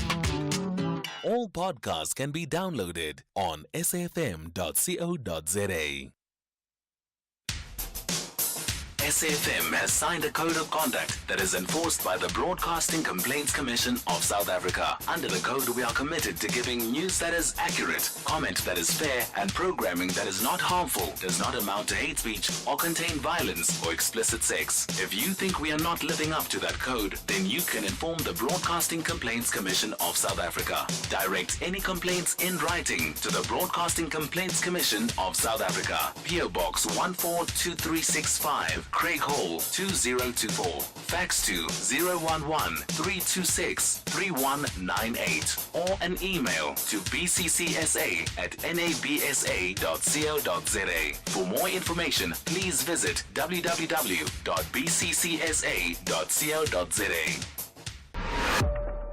We do not tolerate any kind of discrimination. Disability Awareness Month 2024. Only on SAFM. 104 to 107 nationwide. SAFM, leading the conversations that move us. The Talking Point on SAFM, weekdays 9 a.m. till midday. You are listening to KG Mwekezi on SAFM. When I was a little girl, growing up in apartheid South Africa, I became very aware of this. My mother was an anti-apartheid activist, and she used to take me to community meetings in the rural areas. People who were resisting forced removals, they were being pushed off ancestral land to make way for white commercial farmers. So it became self-evident to me that these people who were fighting to retain access to their land, they weren't just fighting for a vote. Democracy for them would need to mean a right to return. So, in 1990, when Nelson Mandela was freed and liberation movements were unbanned, many of them had a rallying cry, Umhlaba wethu, the land is ours. There was an expectation that democracy would mean that black people could regain access to their land. And this isn't only just about history and injustice in the past, it's a question of the present and the future. South Africa is the most unequal society in the world. Our cities are marked by this. As we grow as an urbanizing society, more and more people are pushed out onto the periphery. Poor people have to migrate from the outlying townships to places of work and opportunity. Domestic workers spend 40% of their incomes just on transport, and they give up time with their families. This is a land issue. It means that we still have apartheid cities. Apartheid was like socialism for whites. The government subsidized white commercial farmers. They provided tariff protection. They provided transport subsidies, import subsidies, export subsidies, and if they failed, they would bail them out. We have dismantled all of those systems. So even when land is transferred from white to black, those new black landowners don't have the support that created white success in the past. So what has been the outcome of this? We have liberalized and opened up our markets while pretending that we're also trying to redistribute from white to black. The outcome is that 2.3 million black farm workers have lost their homes and been evicted from farms because their labor is no longer needed. People are mechanizing, adapting to a new economic environment. So actually more black people have been dispossessed and evicted off farms than the number of black people who've got land through land reform. So in terms of racial inequality, we are moving backwards. This thing can go well if only we are willing to make some hard decisions. My view is that if we target the 200,000 black smallholder farmers who are already farming partly for access to markets, we can change our countryside. For a few hundred years, South Africa, like many other societies, has been suffering from the inequality caused by those who own land and those who don't. Imagine if we could get this right. Imagine the legacy for our children and our grandchildren. If we could have economic inclusion, where has it worked? I would say look to East Asia, Japan, South Korea, Taiwan. In the 1950s and 60s, they had the biggest land reforms. They enabled broad-based access to land. People produced surpluses. This drove industrialization, GDP growth, and produced the Asian tigers. We are a society that is held back by the idea that inequality works for us, and it doesn't. So if we were to get this right, it would be our legacy and our gift to the future.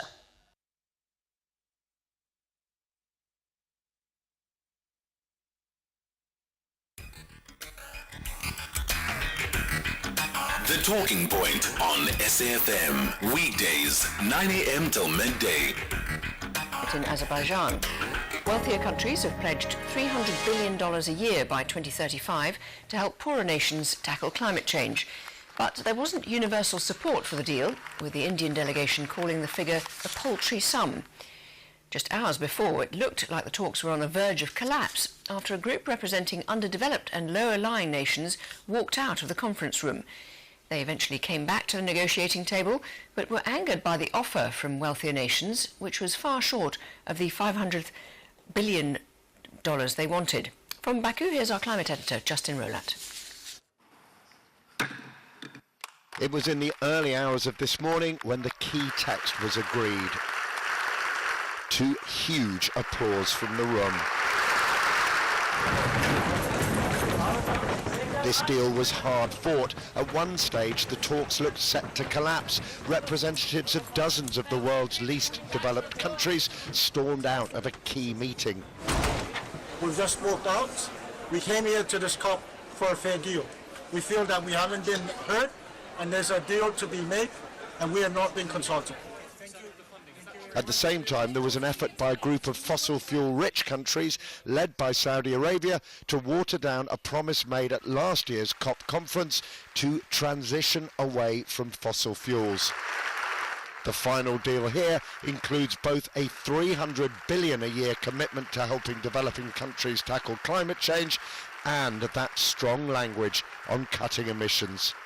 I'm very pleased that we've got this deal through. It's the right thing for Britain. It's the right thing for speeding up the clean energy transition, which is good for Britain and it will help protect us against climate change, and that's the right thing to do. And it will also help generate jobs and growth for people in Britain. It's an 11th hour deal at the 11th hour for climate and for keeping 1.5 degrees alive. It's the right thing to do for Britain and the right thing for the world. Some people are saying this deal isn't generous enough, that developed nations are dodging the debt they owe the developing world. Others are saying it shows that despite the divisions, despite Donald Trump threatening to pull America out of the process, the world can come together in this cooperative UN effort to tackle the existential threat of climate change. Justin Rolat, BBC News, Baku. Well, as we've heard, there's been a mixed reaction to the deal. The Indian representative at COP29 said they had strong reservations to the agreement and accused developed countries of being unwilling to fulfil their financial obligations to the rest of the world. Here's their delegate, Chandni Raina. This document is nothing more than an optical illusion. This, in our opinion, will not address the enormity of the challenge we all face. Therefore, we oppose the adoption of this document. We oppose the adoption of this document. India opposes the adoption of this document, and please take note and regard of what we have just said from the floor of this room. Henna Hundal, National Coordinator of Climate Live USA and COP29 delegate who's just returned from Baku, shared her thoughts on the deal.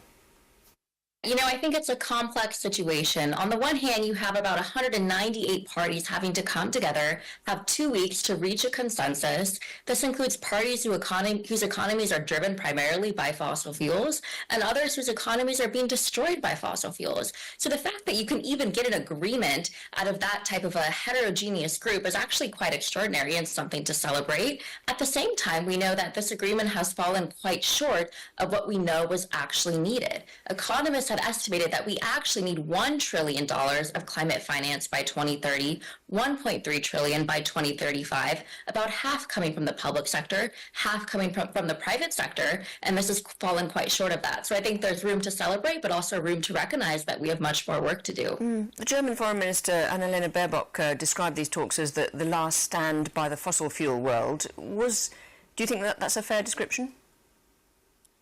You know, I think we've certainly have seen a lot of fossil fuel lobbyists who attend these conferences, and that's been a point of concern among many people. It's also a matter of these conferences structurally involve bringing multiple parties and people and those with different interests around the table. It's really a very wide net that you're casting, and so it can be quite challenging to reach an agreement when you have all these people coming with different ambitions, visions, agendas, and goals, and to finally reach something like even $300 billion of climate finance is something worth celebrating, but I think there's definitely room for improvement here, and certainly really taking a hard look at the role of the fossil fuel industry and potentially having a role at these talks is something that we need to do for sure.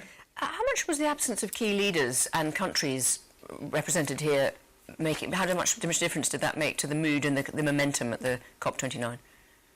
Well, I think it's undeniable that President-elect Donald Trump is returned to office next year, casted a long shadow over the proceedings of the conference. I mean, I heard talk about that both overtly and tacitly. People sort of writing off the United States' participation for the next 4 years. It was kind of stunning to witness, given that I was there at COP26 in Scotland in 2021, when then President Biden's climate envoy, John Kerry, played a crucial role in negotiating the final deal that was reached in the 11th hour. So I think the United States' role is really coming into question. You know, we also saw French President Macron, German Chancellor Scholz, the Japanese Prime Minister, Canadian Prime Minister Trudeau also not make face. And I think that's important to think about, is there enough political will to actually execute on the pact that was reached? I think that remains an open question. And much of the money that's supposed to be delivered here is actually going to come from the private sector, isn't it? How likely is it to actually materialise? I think that's something we need to keep our eye on. I mean, it's certainly important. If we look at, for example, the Loss and Damage Fund, last year at COP28 in Dubai, millions of dollars were pledged by countries for that fund, which was designed to provide developing countries with money to specifically navigate the extreme weather disasters that they're facing that are causing so much destruction and devastation. And we've seen only a fraction of that money actually materialize. So I think that's probably one reason why the conference extended into overtime in the manner that it did and was particularly fraught, because not only do we need to reach the numbers, those climate finance numbers that the economists are telling us, but we have to make sure that these are not empty promises. And so I think there's certainly that sentiment felt among a lot of people, and increasingly so as we watch some of these promises not quite materialize. That's a finance deal at the COP29 summit to help less developed countries tackle climate change.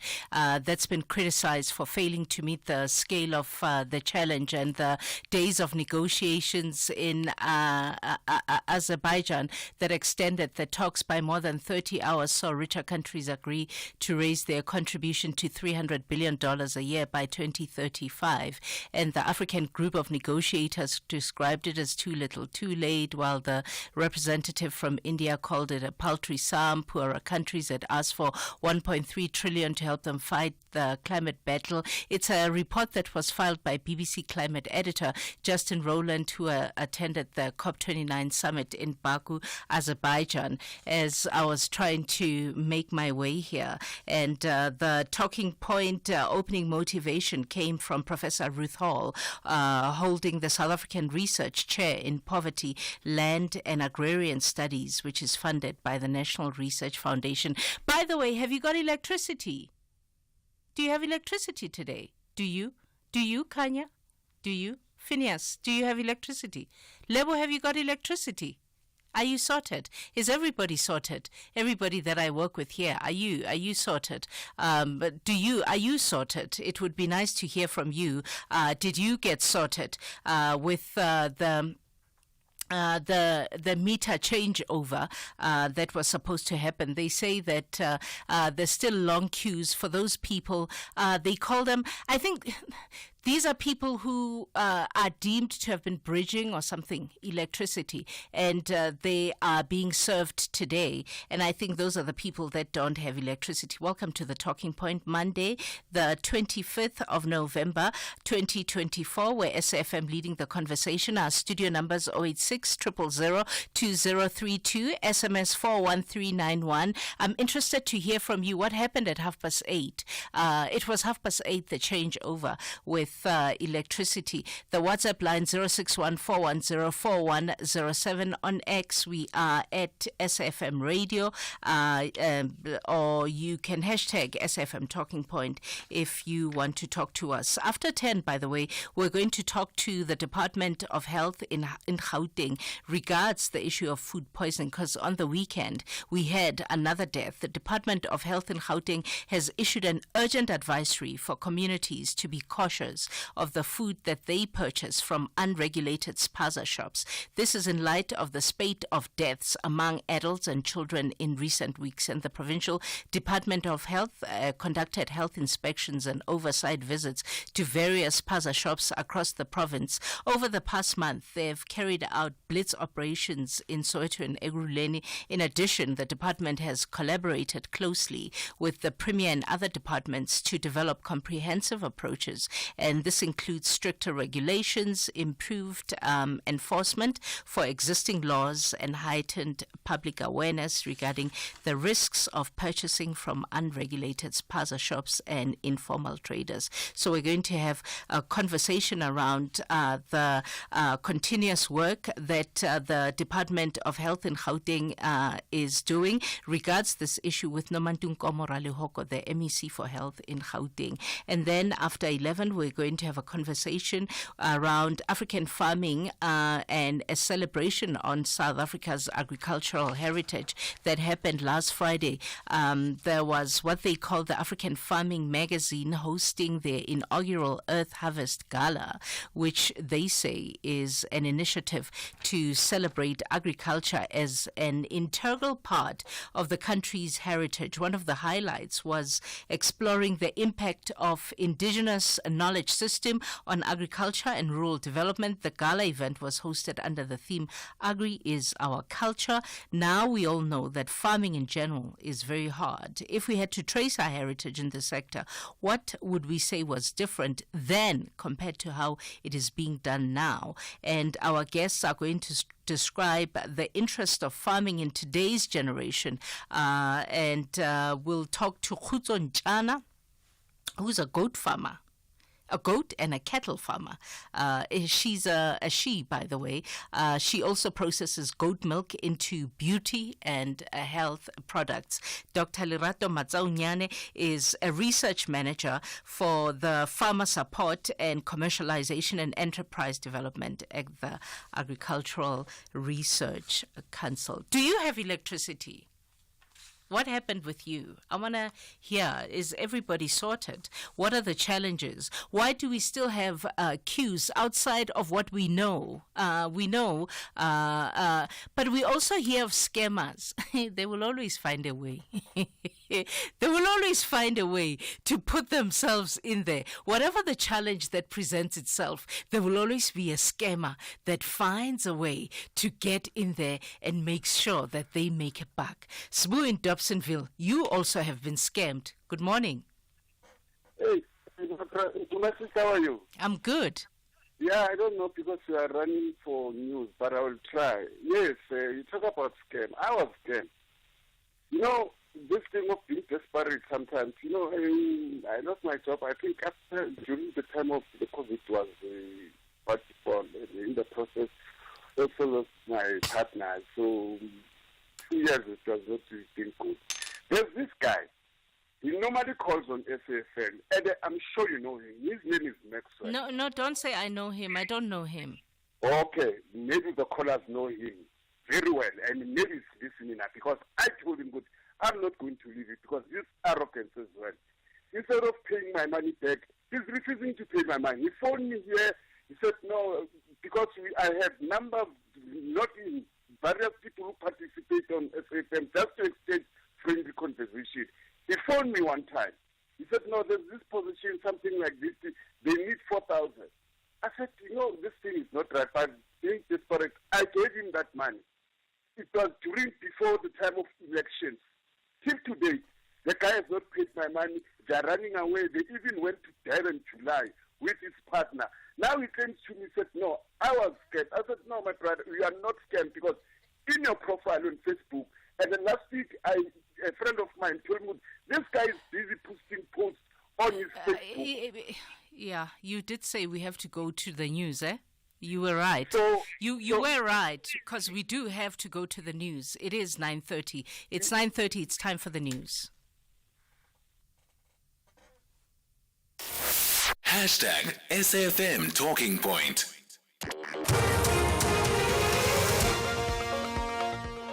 Good morning. Thanks, KG. In the headlines, government will know this week whether or not public sector workers will accept its 4.7% wage offer. The South African Policing Union has already rejected government's latest offer. Gauteng Education MEC Matome Chilwan is expected to visit Tabisile Primary School in Diepkloof in Soweto today. This follows the death of an 8-year-old grade 2 learner who fell ill and died on Friday last week after she ate biscuits allegedly bought from a local spaza shop. And diamond dealer Louis Liebenberg is expected to apply for bail when the case resumes in the Bronkhorstspruit Magistrates Court in Pretoria today. I'll have details on these and other stories at 10. You are listening to KG Mwekezi on SAFM. Mawande in the Eastern Cape. Hi. Hi, ma'am. How are you? Yes, I'm well. 16 days of activism on no violence against women and children is what you want to talk about. Yes, ma'am. Thanks for the opportunity. Ma'am, I wanted to speak about this, but broadly with these events, I'm including Youth Day, Women's Day, and also the Disability Month, the Civil Disability Month, and the person who's visually impaired. Also with these 16 days of activism. For my personal view, these events, I don't think they make any meaningful impact to the people that they are intended for. Because I've been watching this, it's just celebrations and putting these events on the spot, and the politicians will claim that they are placing resources on these events, but you don't see these events making an impact on a meaningful impact on our lives. That's the question I'm asking myself, that we continue celebrating these events until when, if it's not making impact to our lives as citizens. I don't think it's also meant to be a celebration. I think it's continuously meant to raise awareness. To raise awareness, to pique your interest, to raise awareness, to make you remember the issue of violence on no women, women and children. I don't think it's meant to be a celebration per se. Yes, ma'am, but when I look at it, at the time of these events, like now we look at these 16 days of activism, you will see that the rate of abusing and killing women will raise. That is why I'm saying these events is like when they are being put on the spotlight, they are being put on the spotlight so that these things must happen, because there are no resources that made to make sure that these things are being stopped. Yeah, no, I hear you. I know that the 16 days of activism is linked to the United Nations. Kanya, yes, it is linked to the United Nations. because International Human Rights Day is on the 10th of December, if my memory is serving me correctly. So it's an internationally sort of globally recognized thing. But I hear your point in general. Thank you, Mawande. Thank you. And perhaps, it's worth thinking about in an average calendar in a year, there's a lot of themes. I think we're themed generally around the year. We just came, what was it? September was Heritage Month. October, what was October? October was transport, which is local. November is Movember. I think that's linked to men and I can't remember, male cancers. But we're generally themed, I think, around the year, around specific causes. And I think all the causes are meant to highlight some sort of awareness on a particular cause or other. We're going to go to break. Or should I go to Mike in Newlands first, or go to Mike? Hi, Mike. Hi, KG. I wanted to just take up you suggested that we all read the Lady Pandor or listen to Lady Pandor's presentation last week. That speech that she gave. And I want to say that I did take up your suggestion. I did read it, but was terribly disappointed. And I felt... Why am I not disappointed? Why am I not surprised that you are disappointed? I'm not surprised at all that you would be disappointed. No, I'm sure it's quite correct. You're probably not surprised at all, but I was surprised that you were so positive about it, because I felt that she didn't give us an honest summing up of our situation. What wasn't honest? What wasn't honest? Well, first of all, she made the funny statement about the fact that politicians accused of corruption must be shunned by communities, and so show we are intolerant. No, they mustn't be shunned. They must go to jail. I mean, what nonsense is that? Of course we must put them in jail. But it also has to be shunned by communities. It also has to be shunned. What's wrong with saying that corruption has to be shunned by communities? What's wrong with that? No, nothing at all. But then she should also refer to the fact that we have a justice system that is not locking up these politicians that steal first.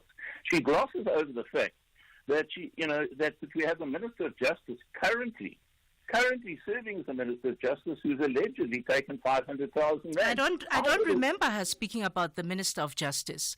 I do not. I know that you will always single out the things that conveniently, aren't we all wired that way? We'll all single out the things that conveniently drive towards what we believe. And I know what you believe, Mike, and I believe diametrically opposite things to what you believe. And I stand by what I said. I think that she was completely outstanding, completely outstanding, and I will disagree with you forever about that. And it's fine. It's fine. It's absolutely fine. But I do feel that I should just point out to you that when she makes statements like the ANC never abused the parliament, well, they did abuse the parliament. They got rid of the scorpions. When did she say the ANC never abused parliament? Mike, why are you selective? I'm pointing out the fact that she said, speaking on parliament, she said the ANC could have used parliament to their advantage, and they didn't. They understood and played by the rules of democracy. That was the gist of what she was saying. She was saying that the ANC never took advantage of Parliament in that sense. And in a sense, she's right, but she's also saying she's not acknowledging the fact that Parliament has been lied to by ANC politicians. It's been abused by ANC politicians. And as I say, it was Parliament that cancelled the scorpions, which I would have thought should be a big thing in her speech, because corruption is absolutely killing our country. Absolutely killing it. But she made no reference to that at all. No reference to these. I'm not suggesting that she said it. I'm saying she should have said it, and she didn't. I listened to her speech, and I had nothing I could take away saying, well, what is going to happen now? Then I realized, I'll tell you what I realized, KG, was that nothing is going to change, because she doesn't see anything wrong with the country's being run. Yeah, Yes. I mean, you see everything wrong with this country, Mike. According to you, everything is wrong with this country. You know, so I mean, that's why I'm saying I'm definitely not surprised. According to you, you take the pessimistic view. I take the opposite view. I take the optimistic view. According to you, everything is wrong. For you, how do they say? I say the glass is half full. You say the glass is half empty. So let's agree to disagree, and Monday remains Monday. Have a great day, Mike. Thank you very much, Kazi.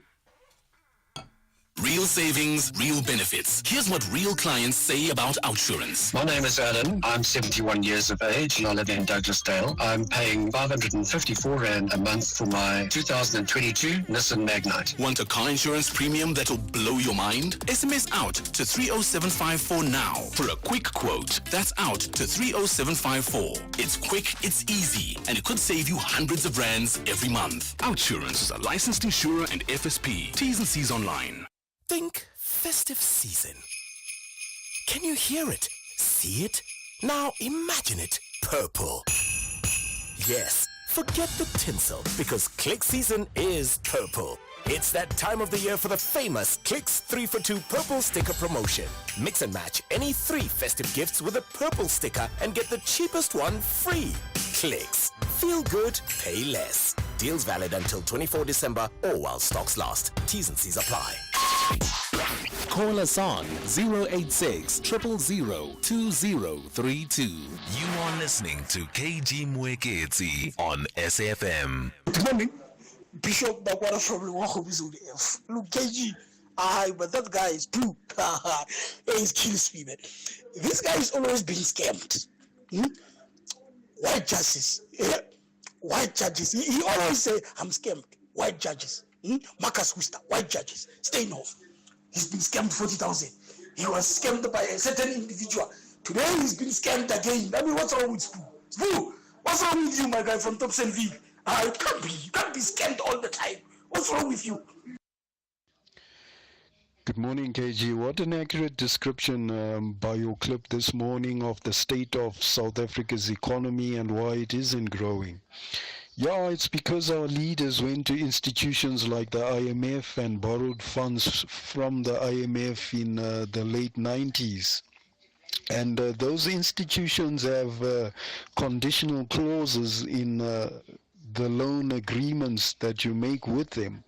And part of that agreement was that you implement neoliberal policies. And this is why protectionist policies and subsidies to farmers were removed. And this is why this economy is not growing. So we need to go back to a regulated type of capitalism and stop borrowing money from these institutions. Thanks, Lionel Whitbank. KG, good morning. I'm Tagatayo. I wonder what is the defender of the illegal miners saying after that 14 arrest of the illegal miners yesterday. Is she still pressurizing the government to feed them so that they can have energy underground to carry on with their illegal practice? The state had to go and hire a crane that is costing a lot of money, and the government resources are wasted also to keep the police on top of that mine where there is the crime that is killing the people of South Africa in our streets. Illegal miners who purposely sitting underground by trying to evade arrest. What is Yasim Omar going to say now? Thank you. Keep your voice notes coming on 0614104107. 0614104107. Gox in Rustenburg. Hi, Gox. How are you? You want to comment on what happened in Virginia. Hi, Gox. Hi, OSKG. How are you? I'm good. How are you? Happy Monday. Happy Monday. OSKG, can I take this one? Because you page. Bua hela. OSKG, ke fetse o tla gore go Virginia no go tlogetse mo mokoti and ngwana o tlhokafetse ka mo. OSKG yo tse di diragalang mo nageng ya rona ka fo tlasa di province tse di tsamaiswang ke ANC di botlhoko. and re na le mekgatlo e reng etse ditshwanelo tsa botho. I mean, go tla yang gore di-leadera di tlogele di-company gore di epe mesima e be di tlogela fela e be go sa nne opo re swang maikarabelo. Ke dilo tse di sisang di utlwisa botlhoko mme batho be ba ikaya ka baeteledipele. And mekgatlo e reng e emetse ditshwanelo tsa botho go tla yang gore go nne dilo tse di utlwisang botlhoko yana mme ba di dimetse mme ha dilo tse dingwe di direga e be ba isa puso ha puso e go ira dilo tse dingwe e be ba isa puso go kgotlatshekelo dilo tse dingwe maswe mme tse e leng gore ba sentse ba shebane le tsone ha ba iriang. Ke ipotsa gore ke bomang ba ba fundang mekgatlo e reng e emetse ditshwanelo tsa botho no yana ngwana o tlhokafetse ngwana a motho o tlhokafetse di-leadera tse agency tlogetse di-company ma di tlogetse mesima go utlwisa botlhoko. No, Cox Rustenburg. I'm trying to now find a way to translate Cox's call, and obviously it's talking about the one of the people coming out underground being a child, because they say it's a 14-year-old child. That is one of the children that have come out underground. Tembalake in the Eastern Cape, mistreated by a bus driver. Where is this? Hi, Tembalake. Hi, Kid. Hi. How are you? Hi, how are you, Tembalake? I'm fine, and you? I'm good, thanks. You were mistreated by a bus driver. Yes. On the 17th of this month of November, no? Yes. I took a bus from Worcester to Makanda, where I'm at now. Which bus company is this? ATM bus. Okay. Yes, and then when the bus came like around 4, my bus was shocked. Then the bus came around 4, and then I told the driver, I'm hungry since I was waiting for the bus. Now I'm hungry, but I can't buy food alone. But I'm struggling. I like to see far. Because now that time was on the day. No. The driver said to me, "No, okay, it's fine. We're gonna first stop and I'm gonna take you to buy food." Then yes, we go, and then on the first stop, the driver. Fortunately, the bus was only that bus was arriving on the garage, and then I was standing near the garage, and then I was still in the day. Then I'm going to the garage, and then I asked there, where can I get the food? No, there's no KFC, something there. It's only the garage, they said food there. Then I told the driver, I told the driver I didn't find the food in this garage. I want something like KFC or this year. The driver said to me, okay, no, I will next stop I will take to garage. And then on the next stop, driver, I told him again that driver, please, can you please walk with me to the garage? I said, no, I'm busy now with people. I will send someone to walk with me to walk with you. Then okay, they send the other guy, small guy, and then I go with that guy. And then I asked that guy, you know this place? No, I don't know. Okay, then can you please find me a KFC here around? No, that guy said, no, there's no KFC around this. Because I did ask, and he said, no, it's fine. I went back to the bus now to go. I didn't buy any food, I didn't eat the pies. It was only that garage was the pies, and I go back. And then when we're waiting for other people, and then the other two sisters, we left the bus. And then when we go, then they shout, no, don't left us. And then they said, driver man, I'm sorry, we're coming to KFC. Okay, now I told the driver, you see those sisters said they come to KFC. But me, that guy said to me, there's no KFC here. But please, on the next stop, please, can you go with me yourself and then show me those shops? That driver asked